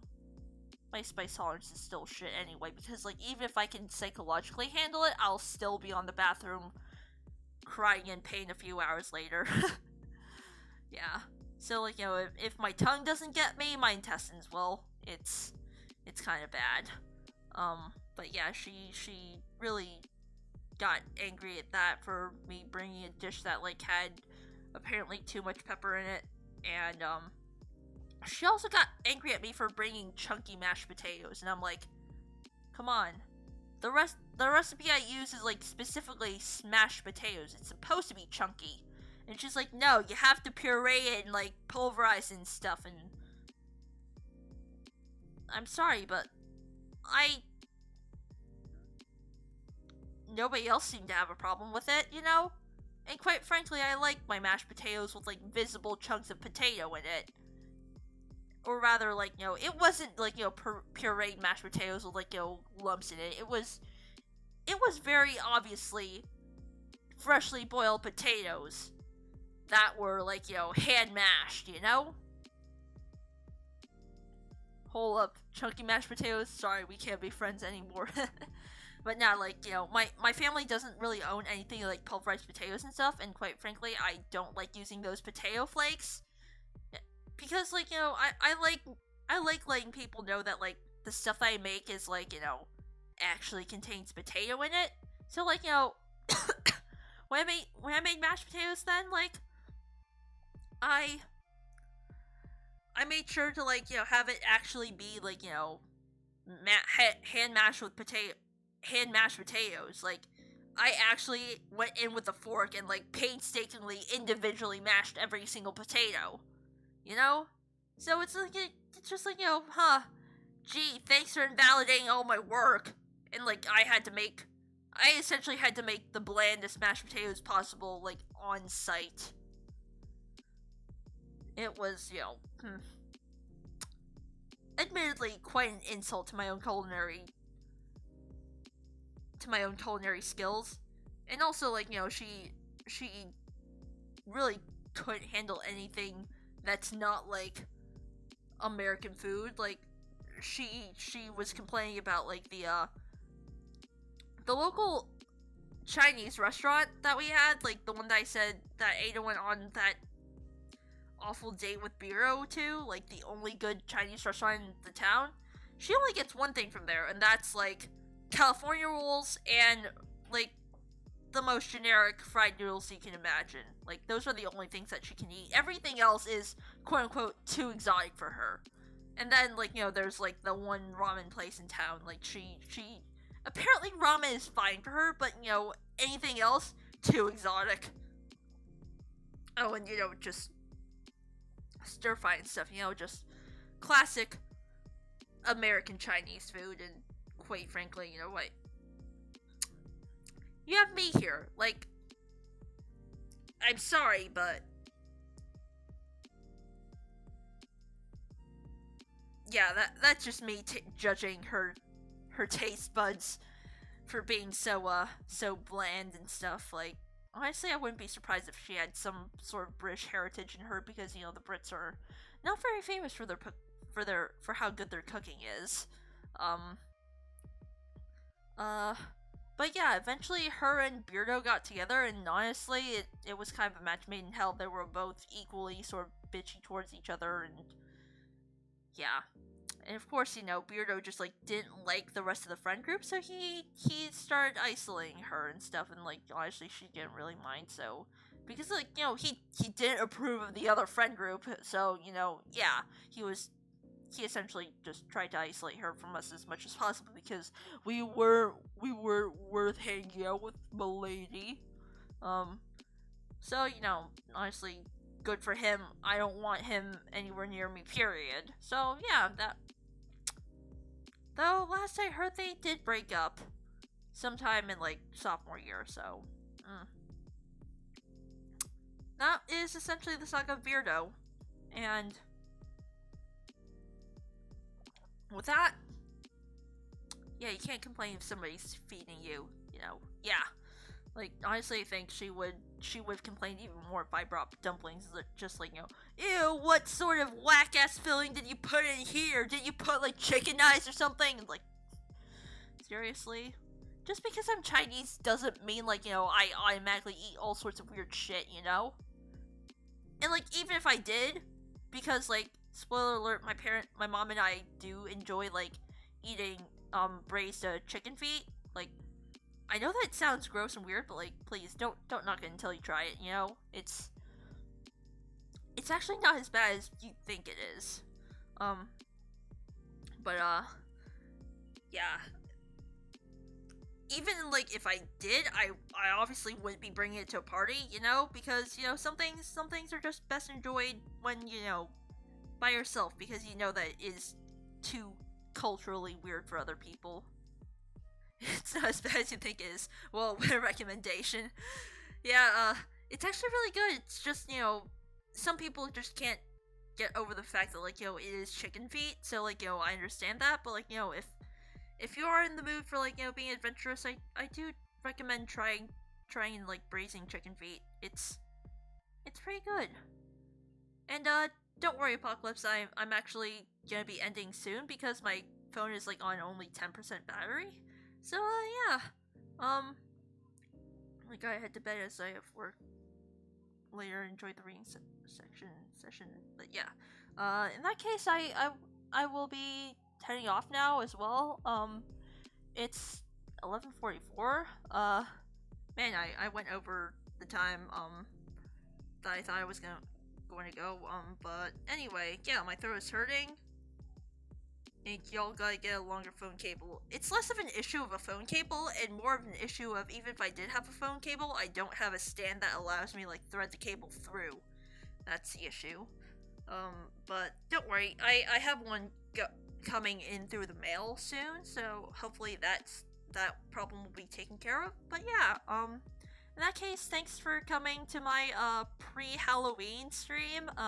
I had a lot of fun reading these, and, like, although I didn't get through every single story that I wanted to, because of, like, my throat hurting and whatnot, I had lots of fun, and, for everybody who does celebrate Halloween, have fun trick-or-treating, or handing out candy to kids, or, binging horror movies, like I will be tomorrow evening. And for those of you who don't, I hope you guys will have a lovely Sunday evening, and, have fun sleeping in everybody.